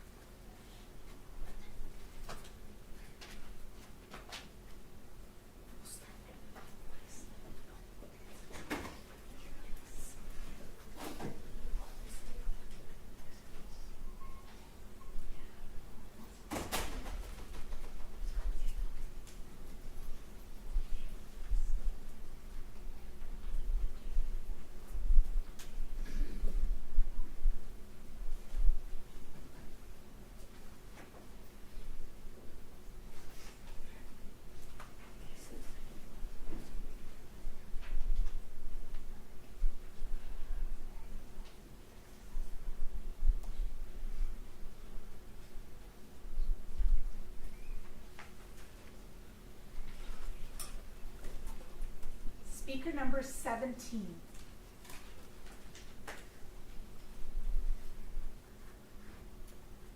Our world is filled with negativity and positivity in every one of us. Yet, how can we contribute more positivity than negativity? By using our superpowers. I don't mean super speed, invisibility, or being able to fly. I mean powers everyone has and can use. I'm Diego Ortiz, and I will be talking about how we can unleash our superpowers for a positive change. I believe we can unleash our superpowers of kindness, love, and acceptance. Kindness is the first and maybe most powerful superpower. According to Everyday Health, kindness can help you live longer by giving the person a sense of purpose, which lowers risks of heart disease, strokes, and less loneliness. One study shows nearly 13,000 people over the age of 50 that had a high sense of purpose had 46% lower risk of mortality. Kindness doesn't have to be grand, like donating your time and money to world causes, or as little as holding the door open. You can show kindness at school at any time in many ways. You could just smile at someone. That person that you smiled at may have been having a troubled time, and you may have made them feel better. Occasionally, you might get that smile. That is the power of kindness. Another superpower we can unleash is love. The first step is showing love to yourself. What do I mean by loving yourself? I mean not putting yourself down, loving who you are, even if you make mistakes, especially wanted. For a while, I felt unwanted and not cared for. Then I started finding people who loved me and cared for me. So now I stand, loved and loving of others. Though sometimes I can feel unloved, deep inside, I know I am. You don't just need to show love to yourself. You can show love with friendships. UT Health Austin says keeping healthy relationships and friendships are shown to have reduced feelings of isolation and depression. There are so many ways you can show love. There is no deep disappointment where there is no deep love. Martin Luther King Jr. said, "Love is something we can all show and express, of all shapes, sizes, and color." All of us are unique and different. This leads me to my final power, acceptance. Acceptance is the power to include and share thoughts, games, suggestions, and ideas. Acceptance also means feeling compassion for someone and letting them in. Since we must accept others, why is it important? The reasons are, it'll make you happier and boost your relationships with others. Here's a quote from Jackie Robinson. "There's not an American in this country free until every one of us is free." If every one of us wants to be free, we should start by accepting one another.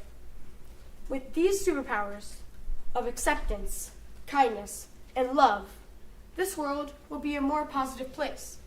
If everyone used these powers, others would be smiling, waving, more friendships being born, and less negative thoughts and actions.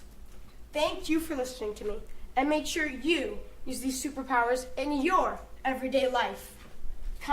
Positivity will then spread to everyone.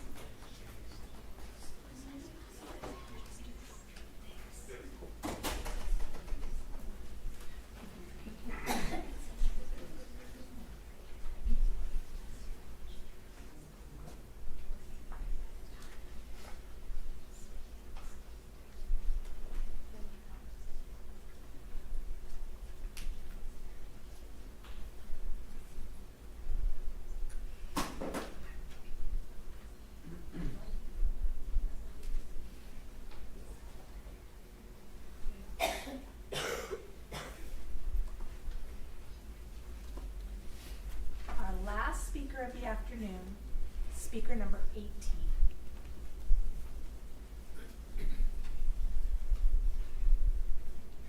Last year, during the pumpkin patch at Halloween in Liberty Station, my sister and I were excited to pick out a pumpkin to carve.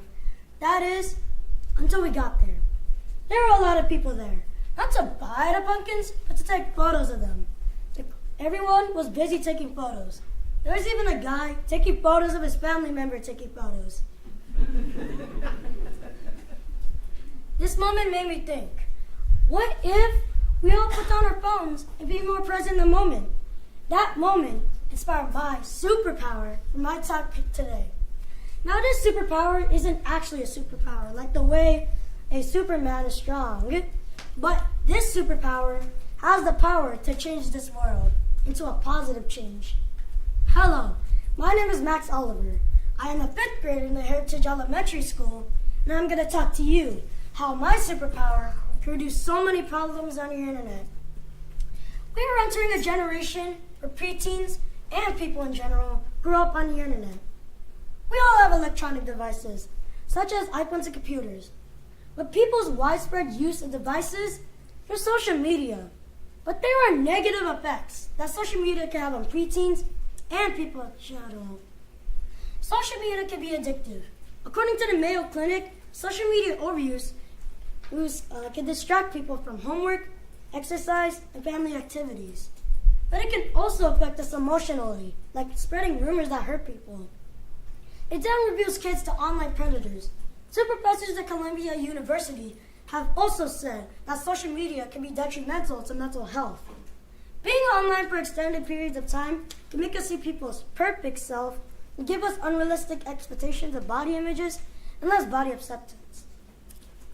Experts also say that lately periods of time on social media can lead to cyberbullying. Did you know that 42% of kids who use social media experience cyberbullying? According to Kaspersky.com, cyberbullying can cause feelings of isolation, depression, anxiety, and less confidence. Sometimes it can be so deep into negative feelings, even causes suicide. There's a saying that goes, "Sticks and stones may break my bones, but words will never hurt me." I strongly believe that saying is wrong. Words can hurt people. There's a lot of bullying online. It's connected to something called online disinhibition effect, which makes us do things we will not say to face-to-face communication. For example, I remember the time I was playing video games and talking to one of my good friends online. He then accused me of cheating, and I regret my response by calling him negative names like liar. Both of us then got mad at each other and logged off. Eventually, during the day, both of us felt ashamed and apologized to each other. That was another moment that told me how technology not get good for us. Next, you're probably thinking, what happens to us if we be more present in the moment? Being more present in the moment can result in more positive stuff, physically and emotionally. According to investmenthealth.org, being more present in the moment can reduce stress to more positive feelings, such as feeling more relaxed and more reflective. Being more present now also results in better health, such as lowered blood pressure and a boost to the immune system so we do not get sick, as Gaming.com said. As we start to come into the age where we start to have smartphones, I just thought we'd pause, think about this. What would happen if we all put down our phones and be more present in the moment instead of taking photos? Without this chronic internet or social media use, we can fully engage with the world around us. Even though my superpower is just a simple thing, it can save so many lives from depression, maybe death. So the next time you're at a pumpkin patch, don't connect the world through your screen. Don't take photos of the pumpkin. Just take the pumpkin. As Harley Jacobin once said, I feel more peace, more zen, if you will, when I force myself to unplug. Thank you for listening.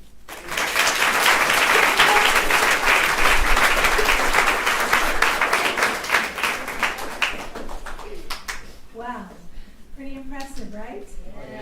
Yeah. So I would like speakers number 9 through 18 to please stand and face the audience. Speakers 9 through, there you go. Let's get this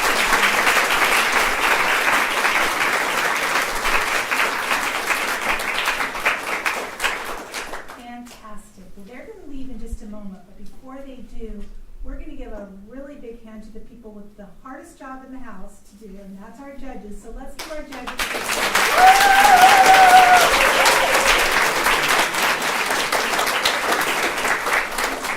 I'm going to take you on out so you can do your very hard job here, and we'll see you back in just a little while. So thank you again. And while our judges are working hard on figuring out who we're going to be moving forward to the finals from the group, all of you get to go have a little snack and get out of here. So, I would like our students to please stand. And Ms. Mayella is going to take you on down to have a nice little snack and get the wiggles out, and we'll see you back in just a little bit. So go ahead and follow on out.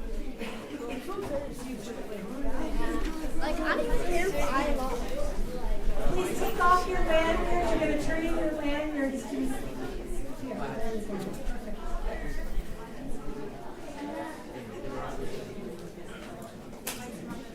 All right, so your patience, you've had lots of patience this afternoon. You've seen wonderful speeches. Now I just need you to hold tight for just a little longer, 10 or 15 minutes. Stay close, but get up and stretch around if you want. We'll see you back in just a few, okay?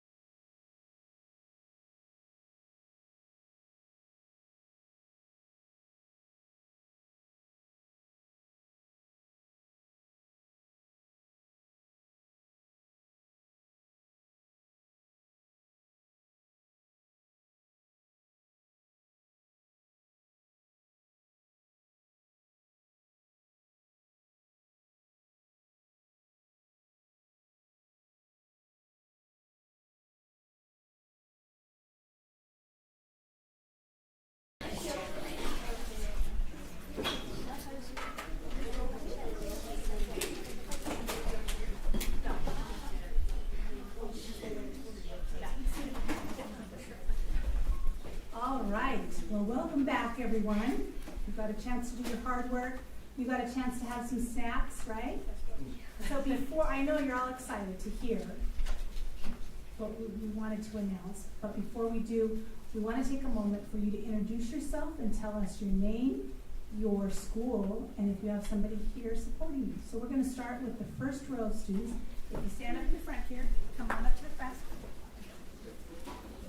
Okay, and so you're going to scooch over as you get ready, right, you're good, and then when you come over to tell them your name and your school and who's here, then you'll do that, and then you can go sit back down. The next person will scoot kind of toward the middle so that we're in front of the TV. Does that sound good? Okay, here we go. Hi, I'm Gia.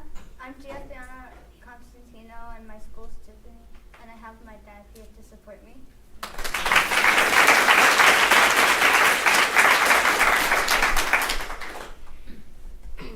Hello, my name is Max Oliver.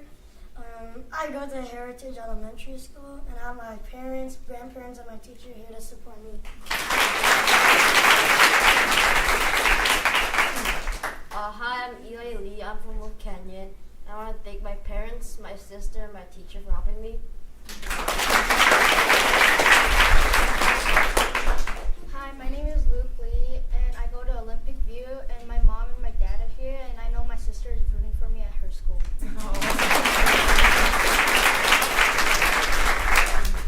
My name is Isabella Dorsey, and I'm from Discovery Charter School, and I have my mom, my sister, and 2 of my teachers from my school.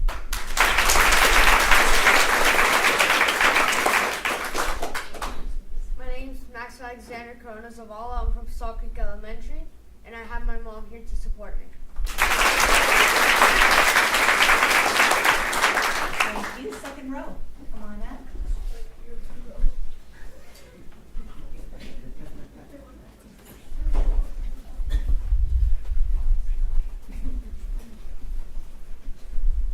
Hi, my name is Madeline, and I'm from Casillas, and my parents and my teacher are supporting me.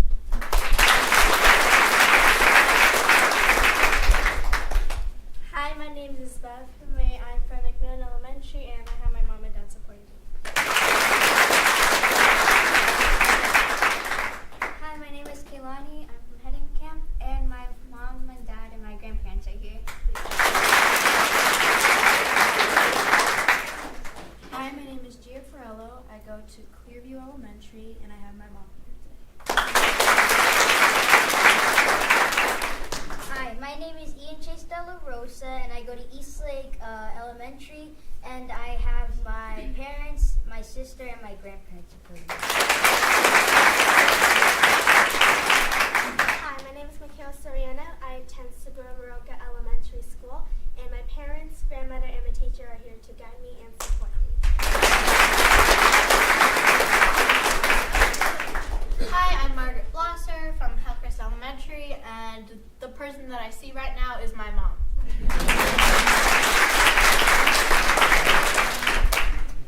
My name is Nathan Tontino. I'm from Arroyo Vista Charter, and I'd like to thank my mom and my teacher for being here to support me.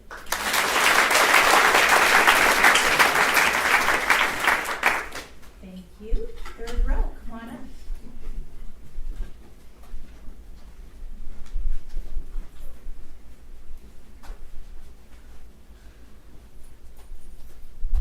Hello, my name is Hudson Buenavista. I go to Veterans Elementary. My parents, my cousin, my sister, my principal, and my grandparents are here to support me.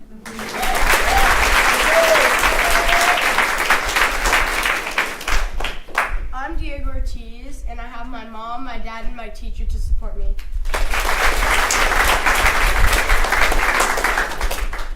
Hello, my name is Roman Padilla, and I go to Allen Elementary, and here to support me is my mom in the back.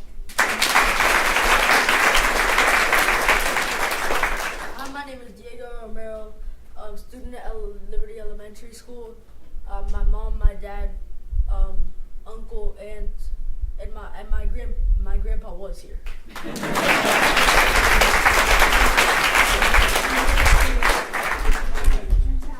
Well,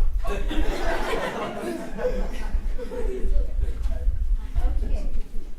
So before I announce, I have to say one more time, you all did an outstanding job.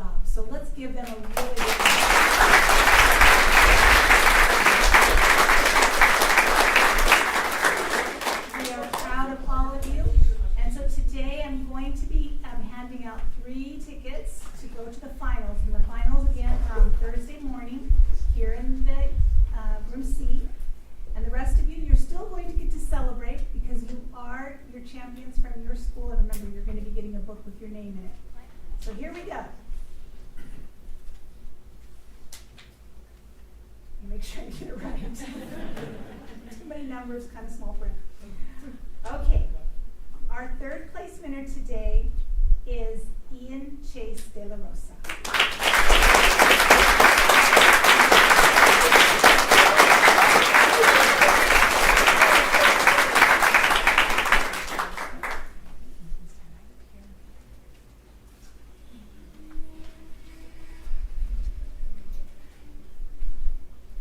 Our second place winner today is Diego Romero.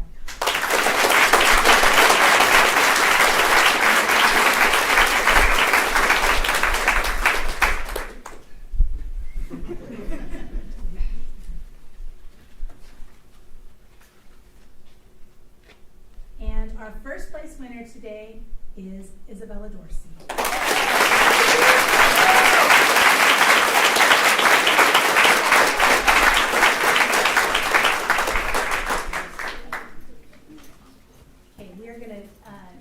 Take a picture here with our three winners. And now we're going to take a picture with all of our winners. So I'd like all the rest of our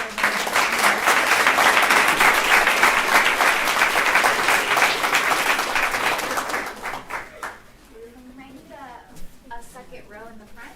So if anyone's willing to take a knee. Let's scooch this way then. Kind of lopsided. Scooch, scooch. Come. Scooch this way. Yeah, come. Standing row? Or The standing row. And then, the bottom row is perfect. The standing row needs to standing row, let's go this way. So come on this way. Go towards her. This way. Come on over toward me. I won't fight. Okay. You need more in the second row? Yeah. Can we have like one on A either couple more end come people down? who wouldn't mind coming down to the front? Yeah, perfect. Perfect. Okay, 1, 2, 3. 1, 2, 3. We'll do a few, just because I know everyone's going to be blinking. Okay, perfect. Thank you.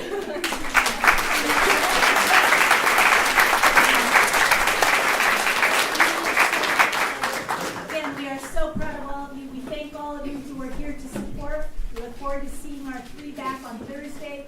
Thank you for joining us this year. Thank you to our incredible judges. Let's give them a big hand again.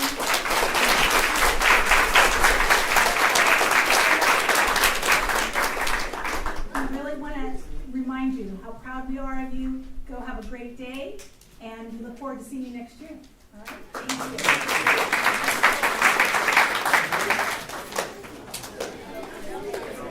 Thank you.